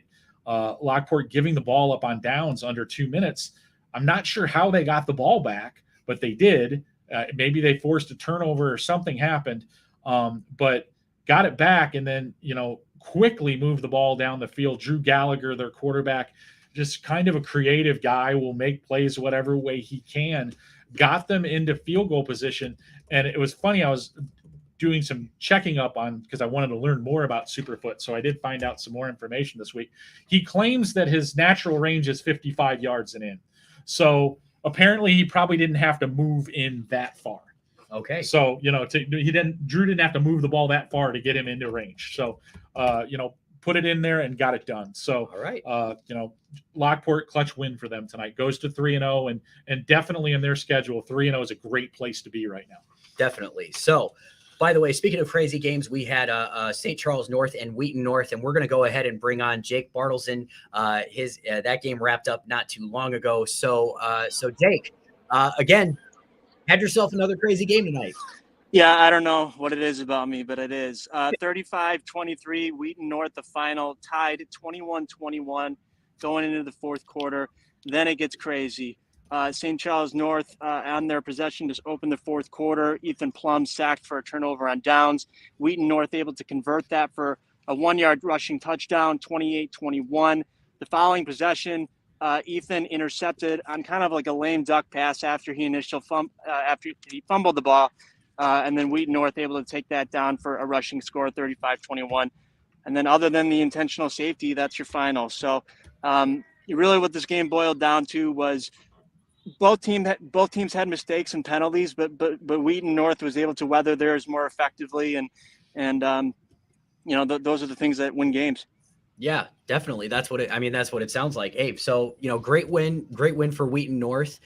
St. Charles North, obviously they've had a lot of really good success the past couple of weeks, but Jake, again, I just feel like everywhere you go, there's probably going to be something ridiculous, or you're just going to have a great game on your hands. So I don't know, man, I think you've got some type of magic and it's happening. So, well, I think I'm lined up for St. Charles North Batavia next week, and we know how those go. Yeah. So I mean this is a huge thing for St. Charles North. Just the loss to open conference play, and then they get arguably their biggest rival in the last number of years in Batavia. So they got to wipe the board clean. But there's a lot of mistakes that they need to clean up here. Holding penalties, blocks and backs. Ethan. Their offensive line got battered and some guys got injured, but he made some mistakes. So they gotta wipe the slate clean and get going on Batavia. Yeah, definitely. All right, man. Well, hey, I know you got to get going, but thank you so much for your time. We really do appreciate it, and enjoy the rest of your night. Thanks, Jake. Thanks, boys. Take care. All right. Thank you. All right, so that was Jake Bartleson, again, Wheaton North, coming up with a big win over St. Charles North. And he has, I didn't even realize this, but St. Charles North already has Batavia next week. Yes. So that, and look, we were seeing how that game went in week 9 last year. That was one of the crazier games, and especially for week 9, going into the playoffs. So I don't necessarily want to say that, it's like, hey, something, what could possibly happen, but it's St. Charles North Batavia at the end of the day. Right. Yeah. So just saw an interesting score flash across there. Maine South with a 28-21 win over Palatine. I expected that game to be close. Was leaning towards Palatine, but definitely a really big, they're still in non-conference with those two teams, but, two, probably top 10 programs right there going head to head. Maine South pulling out what could be a critical win for them in regards to their playoff hopes. Palatine at 1-2, with all that experience and all those guys back, led by Dominic Ball. If you would have said at the beginning of the season, Seuss, Palatine's going to be 1-2 after 3 games, even knowing how good their schedule is, I would have vehemently disagreed with you. I would not have believed that. So Palatine's got to get on their horse now and get to work. So yeah, definitely. So again, thank you so much for joining us on live with Friday Night Drive. Again, I'm Jimmy Musial alongside Steve Susi, and we actually now have prospect coach Dan DeBuff. I really hope that I was able to pronounce that correctly, so I apologize if I did not. But Dan, how are you doing tonight? I'm doing great. Can you guys hear me? Yeah, yes. Absolutely. Okay, perfect. Yeah. So how did things go? How did things go for you tonight? We've been paying attention to scores and whatnot. But were you guys were able to pull out the win tonight? I'm 24-20 over New Trier. Is that right, Coach? 24-20 over New Trier. It was. You can see my mustache. There's a story behind that. Our starting quarterback was out this weekend. Lucas Dinas, the sophomore. We refer to him as Gardner Minshew. So he got the start tonight, so I had to shave the stash to support him. And it was a crazy ending. We were down 20-10 with 2 minutes left, and he led us on 2 scoring drives to win the game with about 20 seconds left. So I have to ask this because I'm always interested to know, especially from a coach's perspective, when you have such a tight game like that, like how do you keep your cool? Because I got to tell you, my heart would be racing like a mile a minute the entire way. Yeah, the biggest thing for this week that we talked about is getting back to our philosophy of playing 6 seconds at a time and not worrying about the scoreboard or the outcome of the game. If you look at our previous 2 games, we played really well week 1 against a really tough Lions team for a win. And then last week against Barrington, that was about as poorly as we've played as a team in the last 3 or 4 years. So we really got back to the basics of focusing on one play at a time and really not worrying about the outcome of the game, but just worrying about trying to be the best we possibly can be. And our kids really bought into it tonight, and it showed. Well, that's awesome. Well, hey, Coach, thank you so much for taking the time to join us tonight. Again, congratulations on that win. And, maybe we'll get to catch you again this season. But thank you so much for your time, and we hope you have a great rest of your night. Yeah, sounds great. Thanks for having me, guys. Thanks, All Coach. right. Thank you very much. Okay, so that was Dan DeBuff, coach for Prospect. Again, Prospect, and I am sorry that I was behind on the scores there when we brought him on, but 24-20 against New Trier. So that is a wonderful win for them, especially after what happened with Barrington last week. Yeah, that's a huge bounce back. I mean, they gave up 49 points and frankly got beat pretty handily by Barrington last week. So getting themselves in a situation where they're playing a good team in New Trier, don't make no mistake of it, and found themselves down, obviously, in that game, like Coach was saying, was able to rally, kind of fight their way back into it. A really good sign for them moving forward. They've got some tough games down the line. So to get themselves back to 2-1 above the 500 mark at this point, pretty critical for them. So for them, getting that victory, sets them up a lot better, with one more non-conference game before they get into their conference slate, puts them in a lot better space heading into some big pivotal games coming down the line. Absolutely. So let's see here. I think I just saw a final from Chris Lake South and Burlington Central. So Alex Kantecki just got through posting here, 35-21 in favor of Burlington Central. Joey Kowal, 4 touchdowns and 117 yards for the Rockets. I'm used to hearing names like Jackson Alcorn, and and some of the other players that they have. But for Joey Kowal, that's a pretty. I mean, hey, have yourself a night. Yeah, look, we talked about it a little earlier. A really pivotal game for Burlington Central in this one. Just trying to get themselves in a position where they can maybe make a run and grab one of those playoff berths. Last year, had themselves in position, were unable to get a Week 9 game that would have gotten them in. So hoping to break through here for them. And this game on their schedule looks right now through 3 weeks to be a pretty pivotal one. Absolutely. So again, and thank you, Alex, for helping us out there with your post. Again, 35-21 in favor of Burlington Central. They end up getting the win at Crystal Lake South. So it looks like we also have a final here from St. Rita and looks like St. Rita and Joliet Catholic. Yes. St. Rita pulling out the 20-10 win over the Hilltoppers. So that's pretty. I mean, that's pretty big for St. Rita. Unfortunate for Joliet Catholic that they weren't able to get many more points after, because I think they had 10 points at the second quarter. They were up 10 to nothing at the half. They were up 10-0 at half, and then St. Rita scored a touchdown to trim it down to 10-6. But I didn't see the specific scoring place, but it felt like St. Rita ripped off 2 touchdowns in about a 5-minute game span. So I'm not sure what happened there. And Joliet Catholic's defense has been so stout so far. So I'm wondering what happened there. St. Rita has some big playmakers too, though. DJ Stewart in the backfield. Jet Hilding's a quality quarterback. So I can see how they would put those points on the board. But against Joliet Catholic's defense, must have had a couple of breakdowns at the wrong time in that one. So a big win for St. Rita gets them to 3-0. Joliet Catholic drops to 2-1. But both teams look to be in pretty good shape through 3 games. All right. So with that being said, we are officially at the top of the hour at 10 o'clock. So we are going to go ahead and take a commercial break, but we will be back with more live with Friday Night Drive. Actually, hold on one moment here. It looks like before we take our break, it looks like we actually have another coach with us, and I want to make sure that I get his name right. Looks like we've got Jeff Reintz. Yep. And I'm so hi Jeff. How you doing tonight? Guys. I'm so sorry about that, my friend. You're all right. How are you doing? Hey, doing really good tonight. Kids came out, played well. We faced a good Lyle team. We were 7-7, and then we were able to come back and run the ball well and eliminate the big play. But overall, really good night for us, guys. All right. Well, that's awesome. Hey, I mean, going into week 4, how are you feeling so far? Not bad. We had a really good game with Seneca game 1. We lost a nail biter there, but Seneca we knew going into the season that they're going to be a top team. And so made some mistakes, but we learned from those mistakes. And then we played a good Aurora Christian team last weekend at our place, came out on top there. We went from one offense in Seneca, where they're going to come right at you and power you.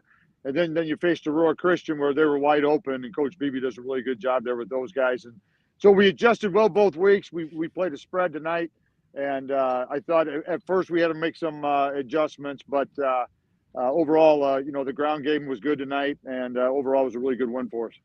How much did that Seneca game kind of teach you guys about what you needed to, I guess, fix and situate up to get yourself ready for the Illinois Central 8 conference schedule?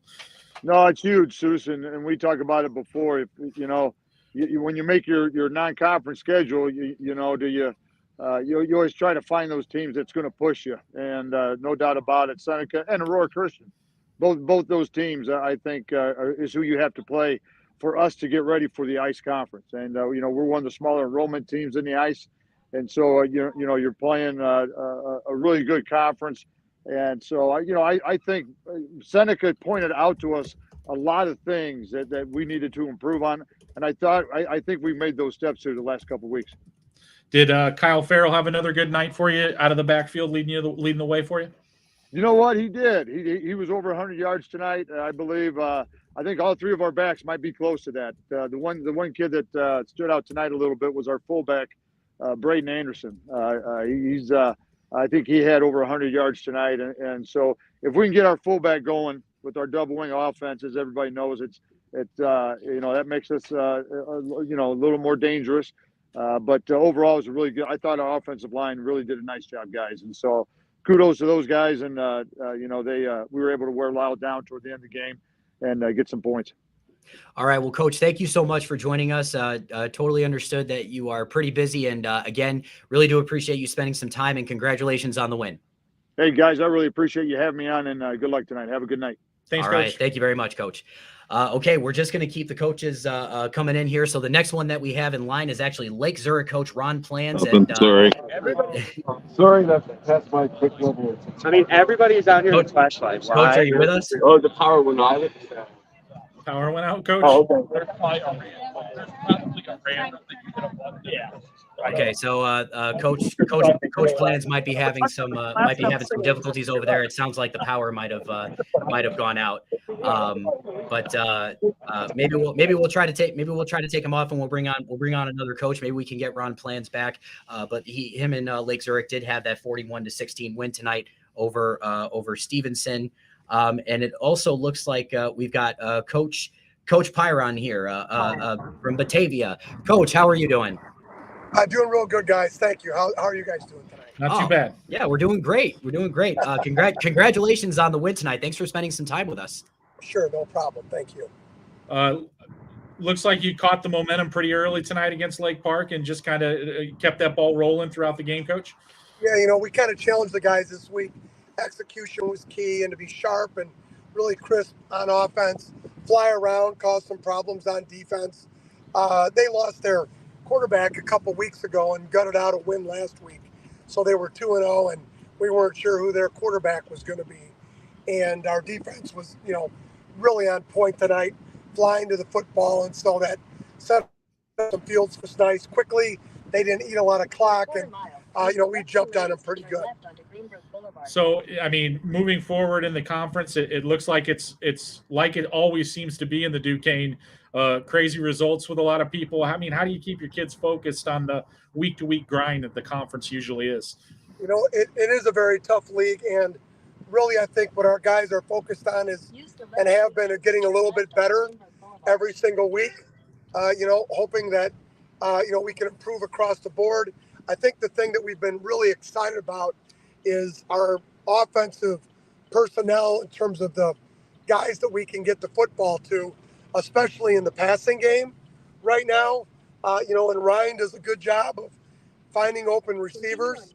He's really a special player, as you know, and, Ryan Bowe's just been fantastic all year this year. But tonight, he threw the ball to about 7 different guys, 6 guys had touchdowns, and, multiple guys had multiple catches. So if you can do something like that and you can't really key on anybody, I really set your offense up for some pretty nice games. Definitely. Well, hey, especially after the game last week against Lincoln Way East, way to bounce back, Coach. Congratulations on the win tonight. We'll go ahead and let you go, but thank you so much for spending some time with us. We truly do appreciate it. Yep, no problem. Thanks, guys. Have a good evening. All right, thank you.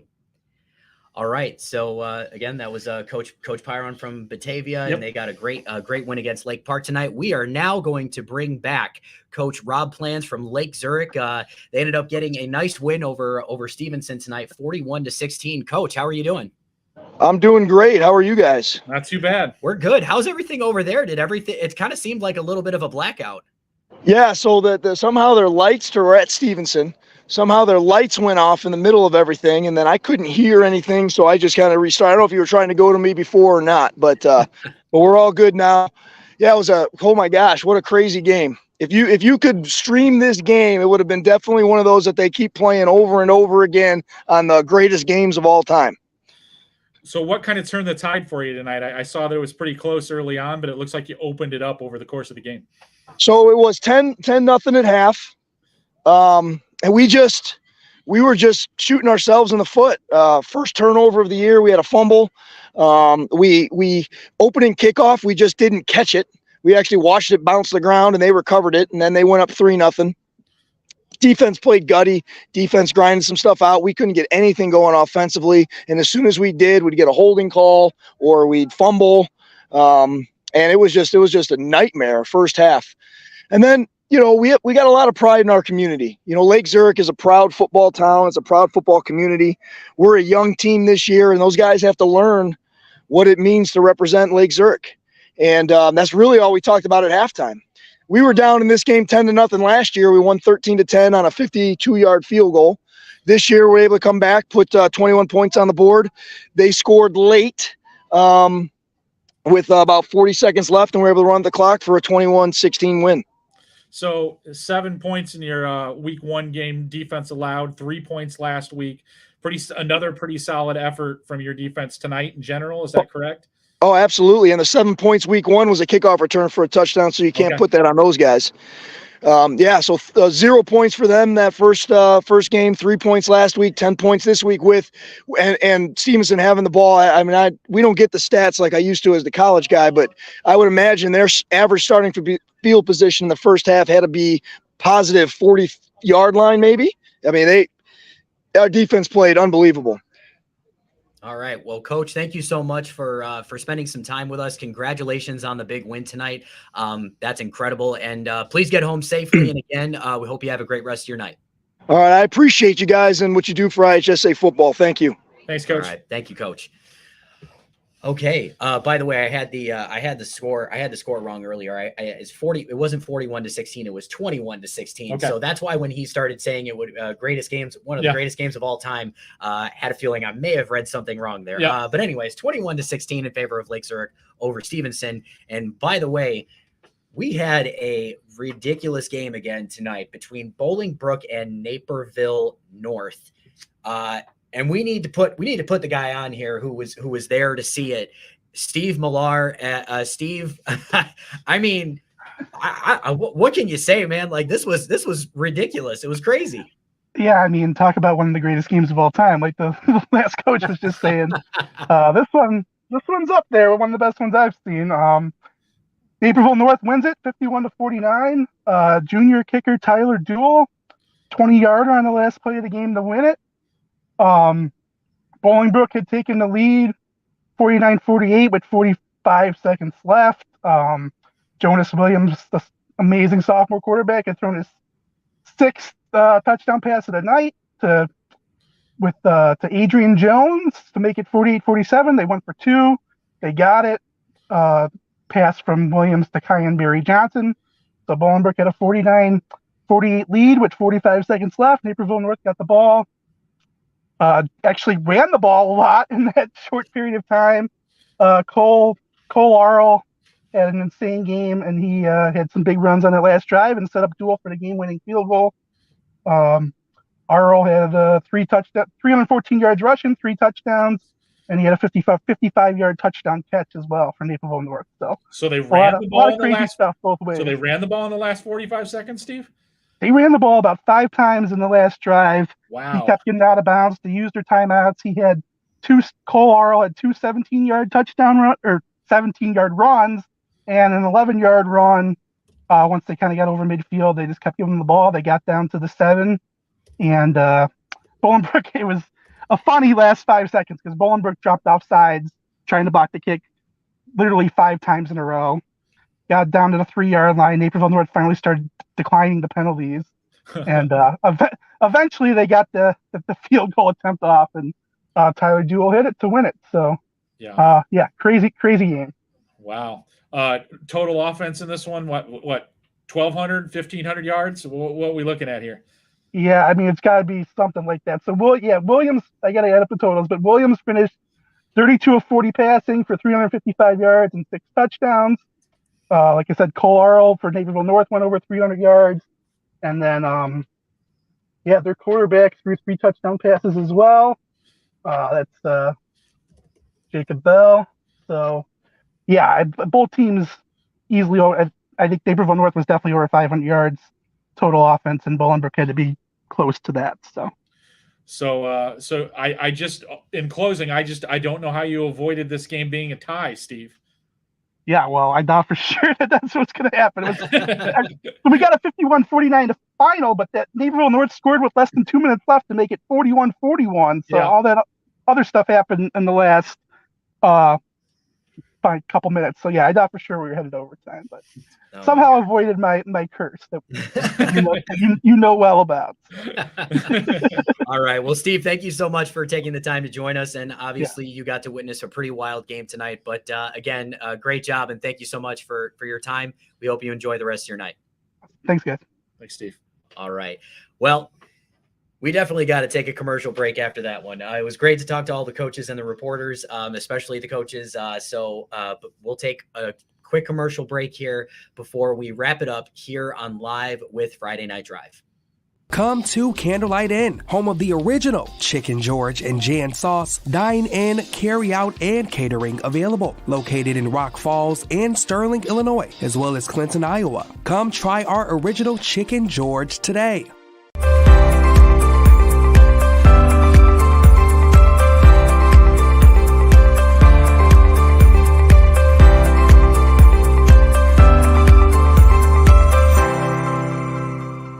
I like Reich. I like Reich. Since 2016, it's been my privilege to represent the people of the 63rd District. I want to continue representing you as an independent voice in Springfield. I like Reich. We like Reich. Need a roof, vinyl windows, or doors? Call R.E. Duchesne Construction. With an A-plus rating for the Better Business Bureau and servicing Will, Grundy, and Kendall counties, call R.E. Duchesne. 815-722-2821. Financing available. Find out more online at reduchene.com. Come to Candlelight Inn, home of the original Chicken George and Jan Sauce. Dine in, carry out, and catering available. Located in Rock Falls and Sterling, Illinois, as well as Clinton, Iowa. Come try our original Chicken George today.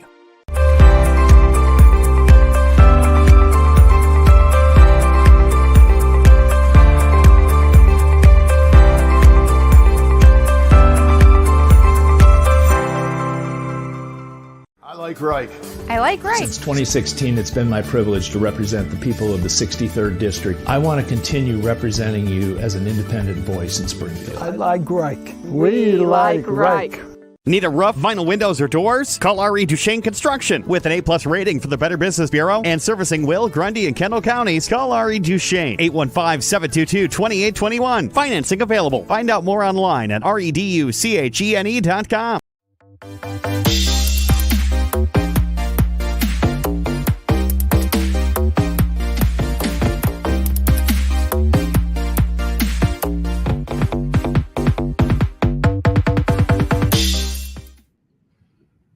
All right, we're back with Live with Friday Night Drive. I'm Jimmy Musial alongside Steve Susi. By the way, before, we're still going to be talking more football here. We're going to be talking a lot of scores. We got to talk to some reporters. We got to talk to some coaches, which was even better. We got to, get some insight from them and, their wins.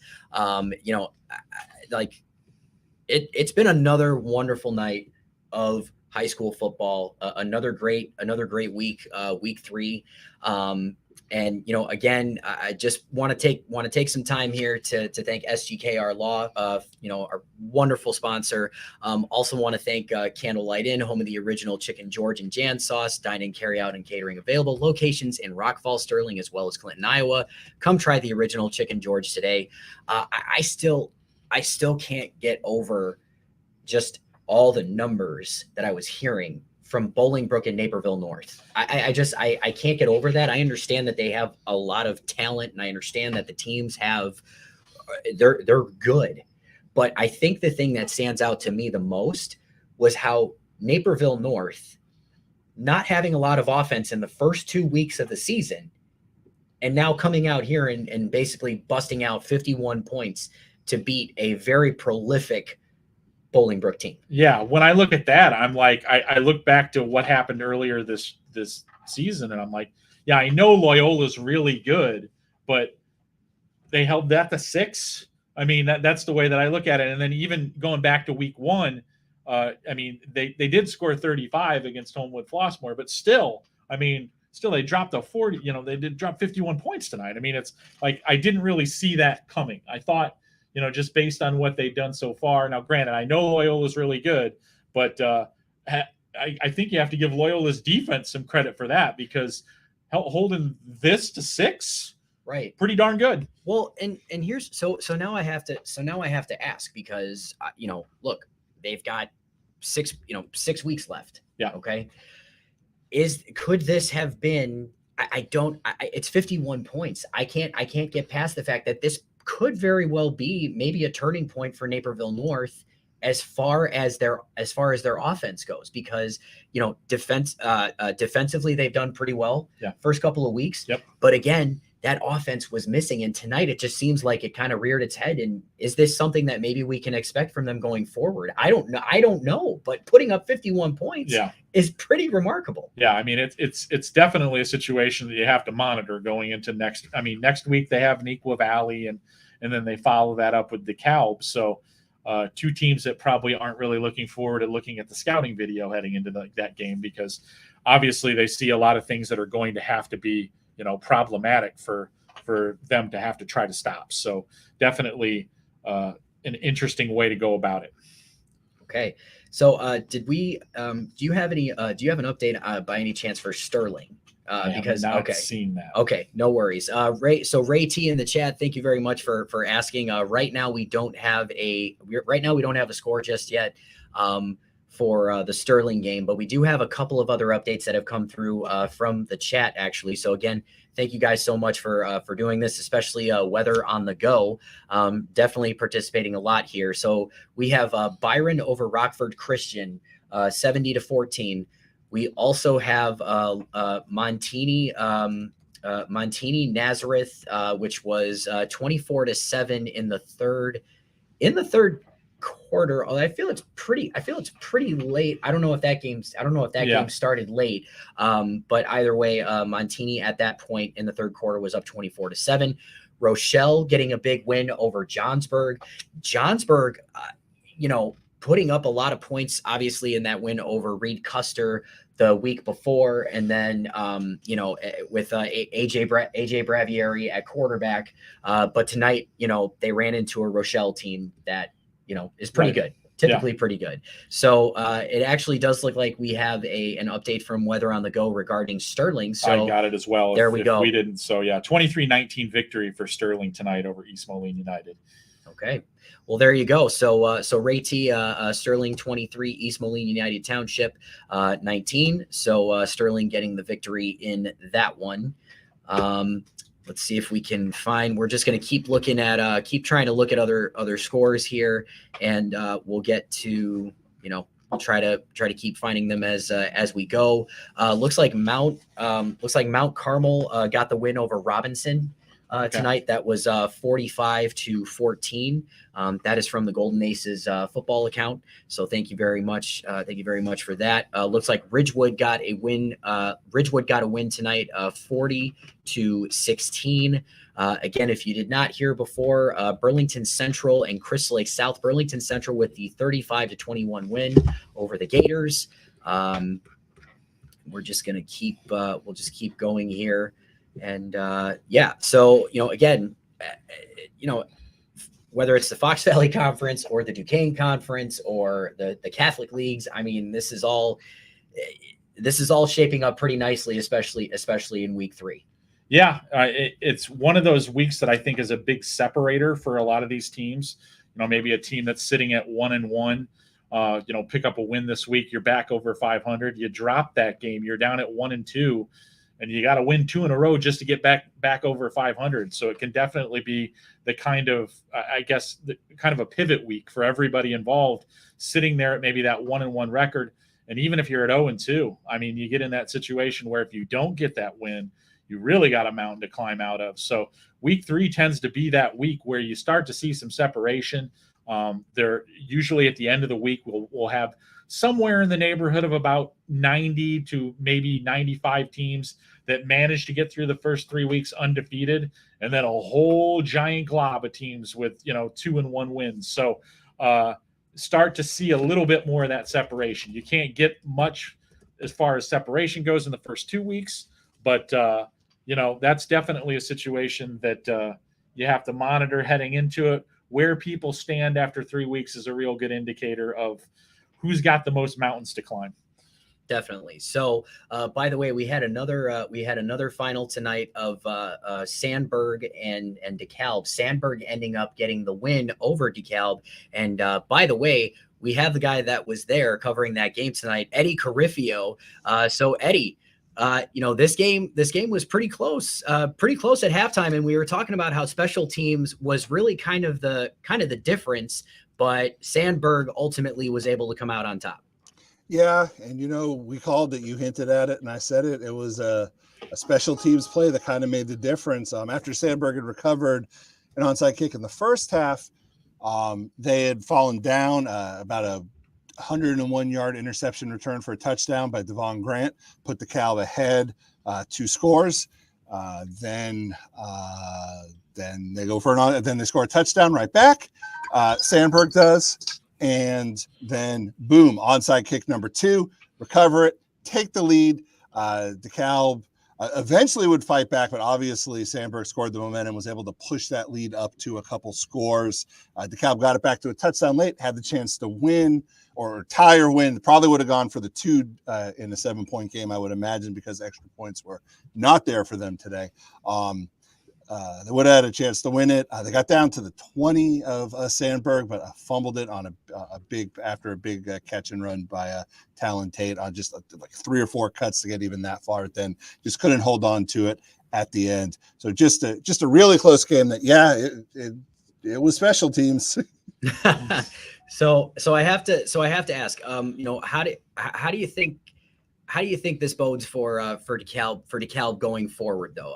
Obviously it was really close and they weren't able to pull this one out. But how are they looking for the rest of the season, do you think? Yeah, I mean, a lot of that is going to depend on how the DVC ends up shaking out. Obviously, DeKalb's going to need 4 wins in there. I know I'm treading on Steve's territory a little bit here, but it's going to finding those 4 wins is not going to be impossible for them, but it's I'm just happy you called me Steve. I thought about doing the Kyle bit again. I thought about it, but I decided against it. Oh my gosh. All right. Well, Eddie, it's been a pleasure as always. Really do appreciate you taking some time, and talking with us about DeKalb and Sandburg. Again, just hope you can enjoy the rest of your night. And again, thank you. Okay. Thanks, guys. All right. That was Eddie Carifio, who was covering Sandburg and DeKalb. Sandburg pulling out the win. So it looks like no, we don't exactly have a video. But I know you got something from Montini and was that Montini and Nazareth? Okay, so what I'm learning here from the Montini Athletic, I just went looking for this final because I was curious about it. And I'm just going to read it out because that's really the only way to do it justice. Tonight's game finished with back-to-back blocked kicks. Naz blocked a Montini punt with 6 seconds left. Montini blocks the Naz game-winning field goal attempt as time expires. Broncos, that's Montini, wins 24-23. Broncos move to 3-0, the program's best start since 2018. Okay, so... all right. I mean, how? Yeah, I don't even know what else to say. I'm befuddled right here. I know there's not a lot of options in this situation, but I'm Montini trying to punt with 6 seconds left. They're only up 1, so you can't pull the safety nonsense that you might pull in that situation. So, tough situation to be in, but oh my gosh, to respond to the blocked punt, and I'm assuming that it was a fairly reasonable field goal attempt just based on the fact that, Montini felt like they had to punt the ball in that situation. To respond to that block instead of hanging your heads, to go out and block the field goal to win the game. Unbelievable. I mean, it's like, and there's so many layers to this now looking at it. It's like Montini's 3-0 in as good a shape as you can be, even though they still got hurdles to clear. And what we were talking about before, Nazareth's 0-3 now. 0-3 with a mountain decline. I mean, it's a pretty steep mountain. Yeah.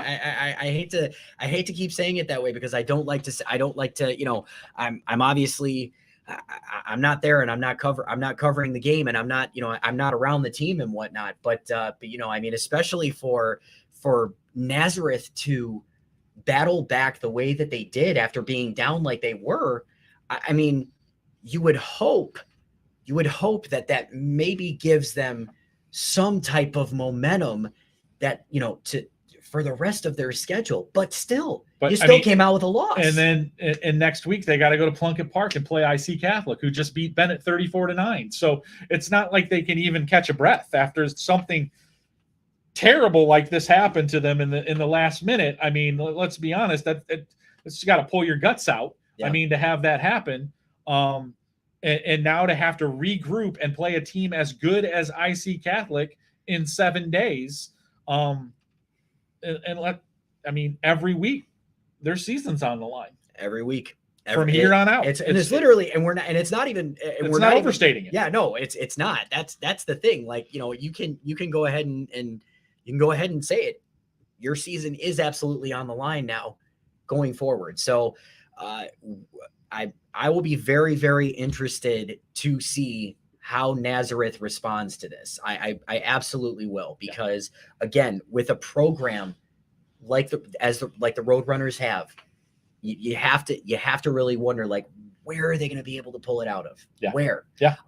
So again, a lot of, when you talk about crazy finish, and Kyle wasn't joking when he sent that to us. It was ridiculous. Yes. And I don't even think if there was even a video on that, I would have had Neil play it like 3 to 4 different times just so that we could try to relive it and everything. I would have broke that thing down like the Zapruder film. I mean, that's what would have happened. So I mean, I would have been astonished to see it. I'm hoping one pops up here over the next 24 hours or so, because I just really want to see how that all broke down. Yes, absolutely.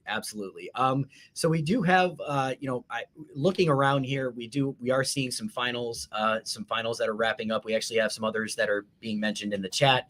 It looks like these are incredibly lopsided scores, but we'll have to. So BBCHS, is that Bradley Bourbonnais? Okay, yes. So Bradley Bourbonnais over Kingdom Prep Lutheran, 57-14, and Kankakee getting the 81-0 win over Thornridge. So that's sure that I don't even know what to say after that, except I'm going to move on to the next score. So Weather on the Go, Lena Winslow gets a 48-20 win over Stockton. Durand Pecatonica 47-0 over Dakota, and then Forreston over Galena 30-16. Those are pretty much the way that I would have expected them to go. Just caught a score here that I find interesting. Joliet West pulling off a 20-17 win over Yorkville. That's a pretty impressive win for Joliet West. That is a very, very rare win for the Southwest Prairie Division against the other division. That does not usually happen very often. And Joliet West winning that win over Yorkville is pretty big for the Tigers. I mean, that is a quality win over a pretty strong team. Joliet West, I wondered how they would respond to getting beat by Morris pretty substantially last week. But now the Tigers are back at 2-1 with a feather in their cap, because if they can get through the crossover portion of their schedule, worst case scenario, they're going to be 500.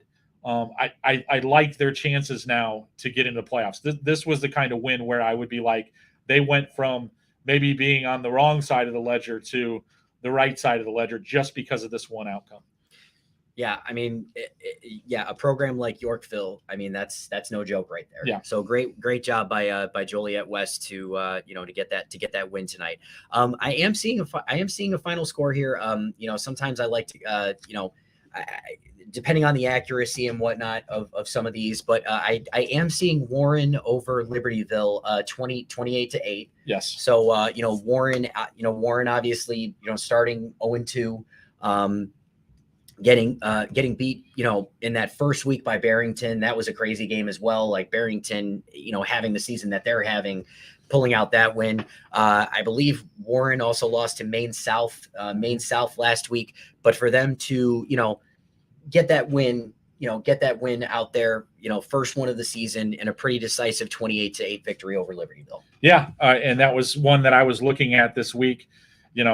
That's Warren's conference until someone takes it from them. Right. So, in the North Suburban, they have dominated that league for multiple years, but you kind of look at it on paper, Libertyville comes into that game kind of a sneaky 2-0 with a couple of good wins. Yeah, I mean, people don't beat Lamont in the regular season. It doesn't happen. Libertyville did it earlier this year. So obviously Libertyville not a slouch by any stretch of the imagination. So this was a game that I thought that if Warren didn't put it all together, they might find themselves at 0-3. So they definitely answered that call tonight. And by the way, a quick question for you, just because I missed it from Kyle earlier, but St. Viator 36, Marian Catholic 14. Are you impressed by that? I am. It was one of those things where I didn't really, I had no read on St. Viator. I was kind of confused about like where they were at. I know they felt like they had, a lot of pieces in place. They were very young last year. They snuck into the playoffs on the last day by beating St. Patrick and got in. They thought there were things coming better for them. Their results out of the first two games were not as strong as I kind of expected them to be. So I thought they might be in a little trouble against this Marian Catholic team, who almost beat Homewood Flossmoor last week in one of the wildest games of week 2. So I kind of was leaning towards Marian Catholic in that game. So to see St. Viator win that game, not only win it, but win it in impressive fashion, maybe St. Viator has got some things clicking right now. So again, St. Viator with the win over Marian Catholic 36-14. Before we get to a few more scores here, R.E. Duchesne Construction is a licensed and fully bonded exterior contractor serving Will, Grundy, and Kendall counties. R.E. Duchesne has an A+ Better Business Bureau rating. Call 815-722-2821 for all your home improvement needs. Financing is also available, and check them out on the web, reduchene.com. Looking at some other scores here, Grant over Grayslake North, 34-6. We also have, we've got Greenfield over Greenfield getting, that one says it's not it's not final just yet in the second quarter. That one might not be refreshed yet. So we'll have to check back on that one. But Highland Park getting the 42-35 win over Rolling Meadows. Again, we saw the Johnsburg and Rochelle score. Rochelle coming out on top 48-0. I'm trying to check some other things out here. Wakanda with a 56-0 win over Round Lake. Let's see. Also, we have did we already say York and Downers Grove South? No, I haven't seen that. Okay. Final. Okay. So I don't have a final just yet here, but the last update that I do see is 33-0 York on top. I have to ask this because I just hear and I see nothing but good things with York. Yeah. I don't really see them slowing down at this point. No. I do understand that I get it. They have 6 weeks left. Okay. And literally anything can happen.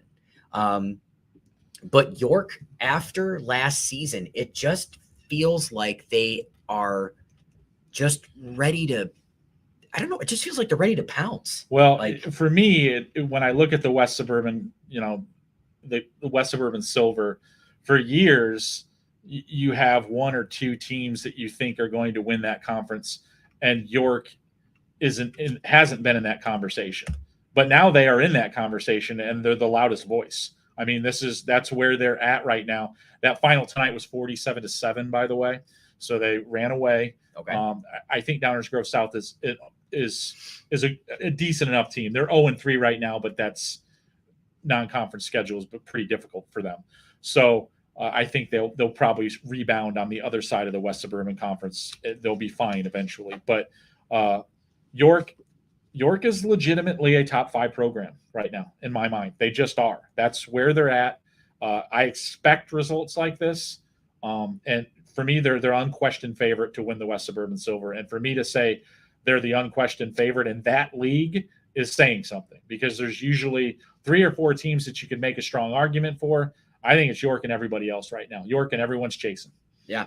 definitely. So, and again, and from their semifinal, the semifinal loss to Loyola last season, I mean, it just feels like they are, they're ready to just get back. Obviously they're proving it. They're ready to get back at it again, and they're showing no signs of slowing down whatsoever. Really, something really interesting that I would like us to share. Neil, you can go ahead, and take it away.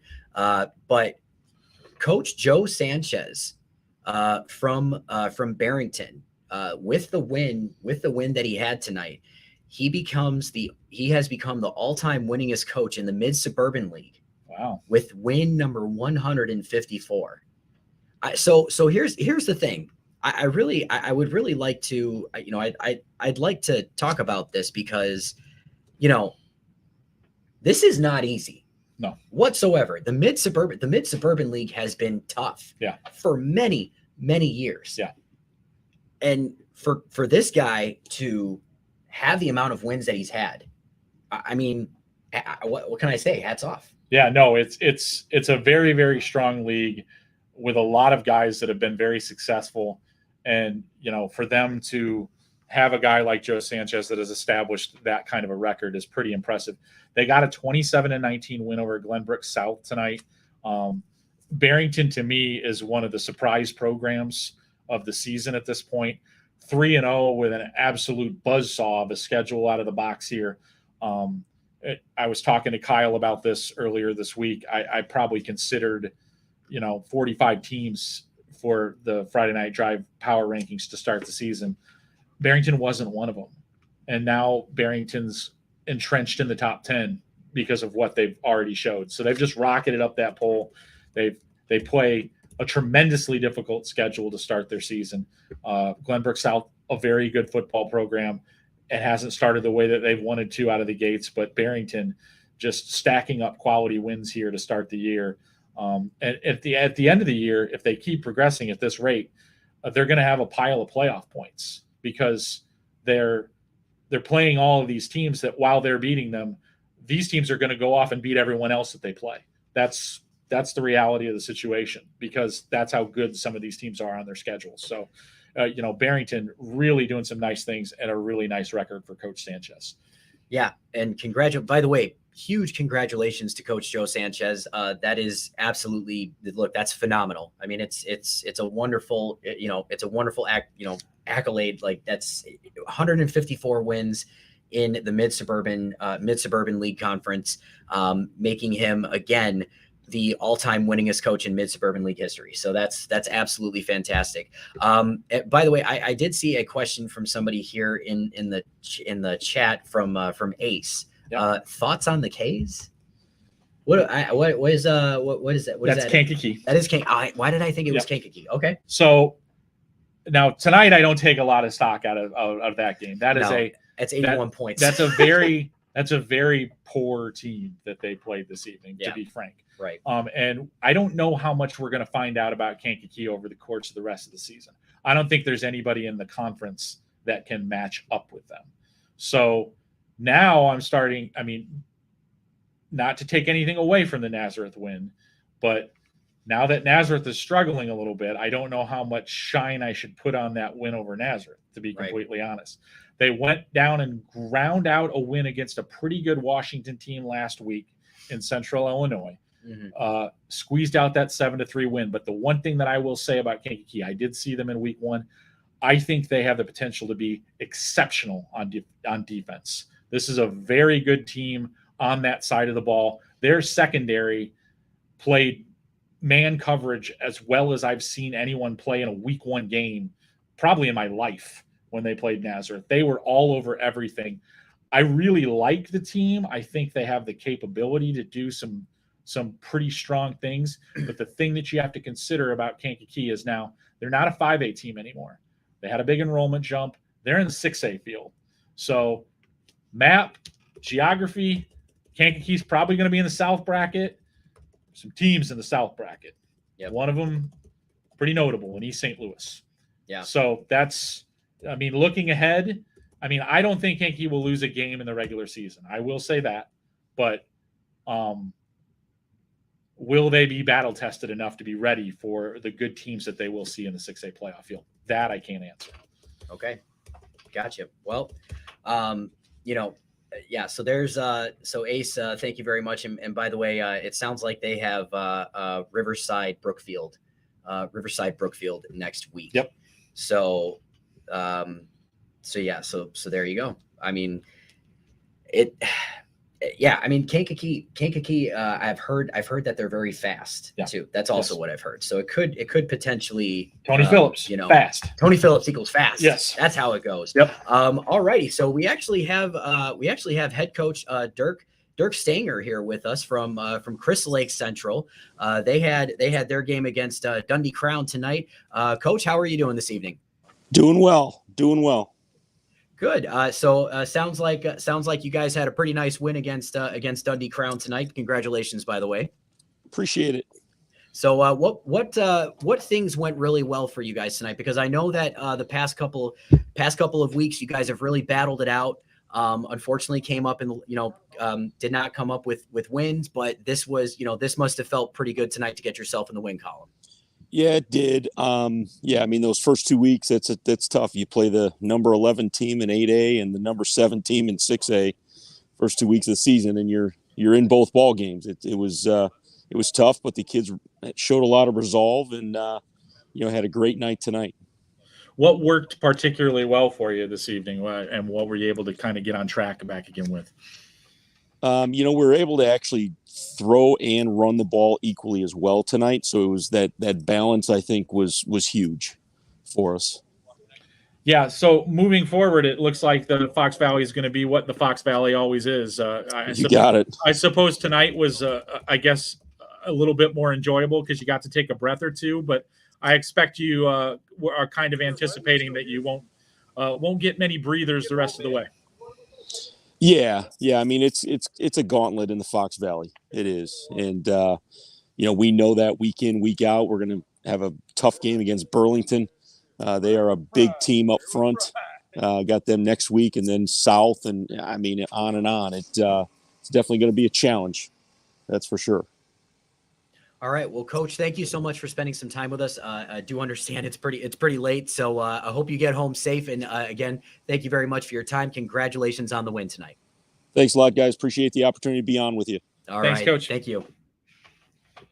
All right. So Coach Dirk Stanger, again, appreciate him taking, especially this late. Yeah. I mean, that's pretty crazy. So Coach, really do appreciate you. And again, thank you so much. It was a great opportunity to talk with these coaches and to, the reporters are obviously fantastic. I'm happy to talk to them and get their insight. But when you can actually speak to a coach and maybe even a couple of players, I don't know, that just adds a different dynamic to it. So I want to take this time to thank all of the coaches that took time out of their very busy nights to help us out here on Live with Friday Night Drive, because this is, that was absolutely huge. Your time means everything to us. So, again, thank you. And thank you to Zach Garifo and Braylon Bauer, the two players from Huntley, who got to, Joe Stevenson was able to track them down after the game. So we got to talk to them for a little bit.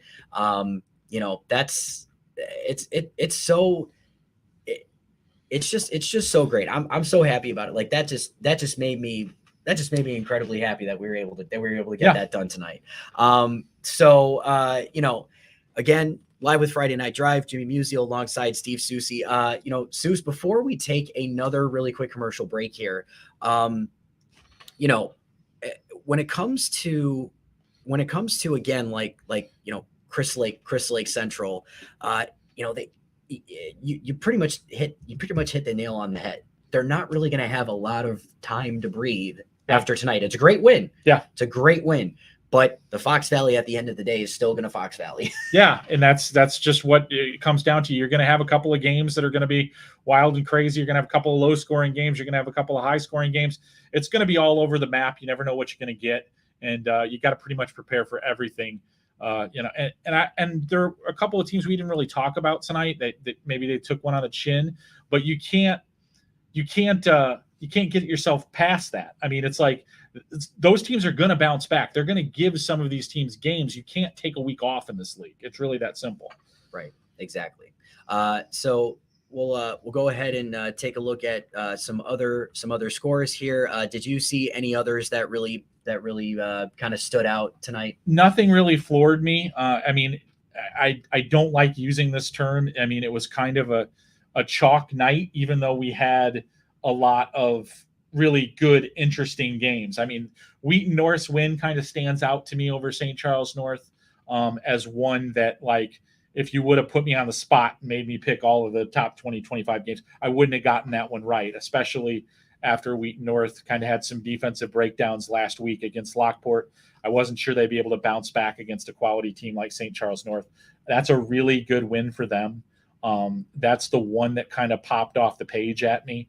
The other games where, top teams lost, it was because they were playing other top teams. So it's really hard to put too much stock in those bad and making it seem like a loss that they maybe shouldn't have taken. Right. Absolutely. So just before we go to commercial here, we'll wrap up with our final thoughts. Just a couple of other scores that I saw. I would like to mention. We've got Fremd over Evanston, 30-14. We also have, again, we saw Oswego East, get the win over Plainfield. Plainfield East 40. It was 41 to Oswego East over Plainfield East, 41-0. Providence over Fenwick. Let's see here. Buffalo Grove got a 62-14 win over Vernon Hills. Okay. Yeah. Okay. And Buffalo Grove had I believe they had a pretty, did they have a good win against Hoffman, or did Hoffman pull out? Remember that. Okay. Final. So I think it was either way. It was a really close game. I remember it being 29-28, and I can't remember if it was Buffalo Grove or Hoffman Estates. But either way, for Buffalo Grove, that's a great win tonight. We also have, Knoxville getting a 41-8 win over Princeville. Lawrenceville getting 44-14 over Richland County. Again, that Lena Winslow pulling out the victory over Stockton, 48-20 in the NUIC. So we are going to go ahead and take one more quick commercial break, and we will wrap up with our final thoughts after this, live with Friday Night Drive. Need a roof, vinyl windows, or doors? Call R.E. Duchesne Construction. With an A+ rating for the Better Business Bureau and servicing Will, Grundy, and Kendall counties, call R.E. Duchesne. 815-722-2821. Financing available. Find out more online at reduchene.com. I like Reich. I like Reich. Since 2016, it's been my privilege to represent the people of the 63rd District. I want to continue representing you as an independent voice in Springfield. I like Reich. We like Reich.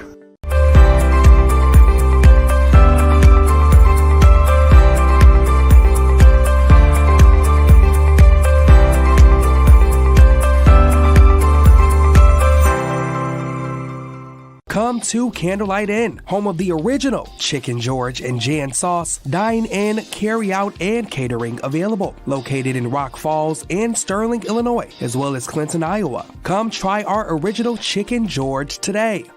Need a roof, vinyl windows, or doors? Call R.E. Duchesne Construction. With an A+ rating for the Better Business Bureau and servicing Will, Grundy, and Kendall counties, call R.E. Duchesne. 815-722-2821. Financing available. Find out more online at reduchene.com. I like Reich.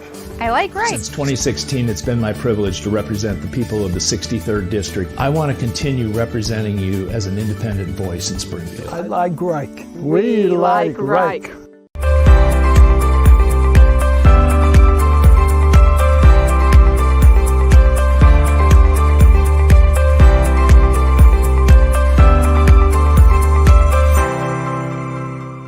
Come to Candlelight Inn, home of the original Chicken George and Jan Sauce. Dine in, carry out, and catering available. Located in Rock Falls and Sterling, Illinois, as well as Clinton, Iowa. Come try our original Chicken George today.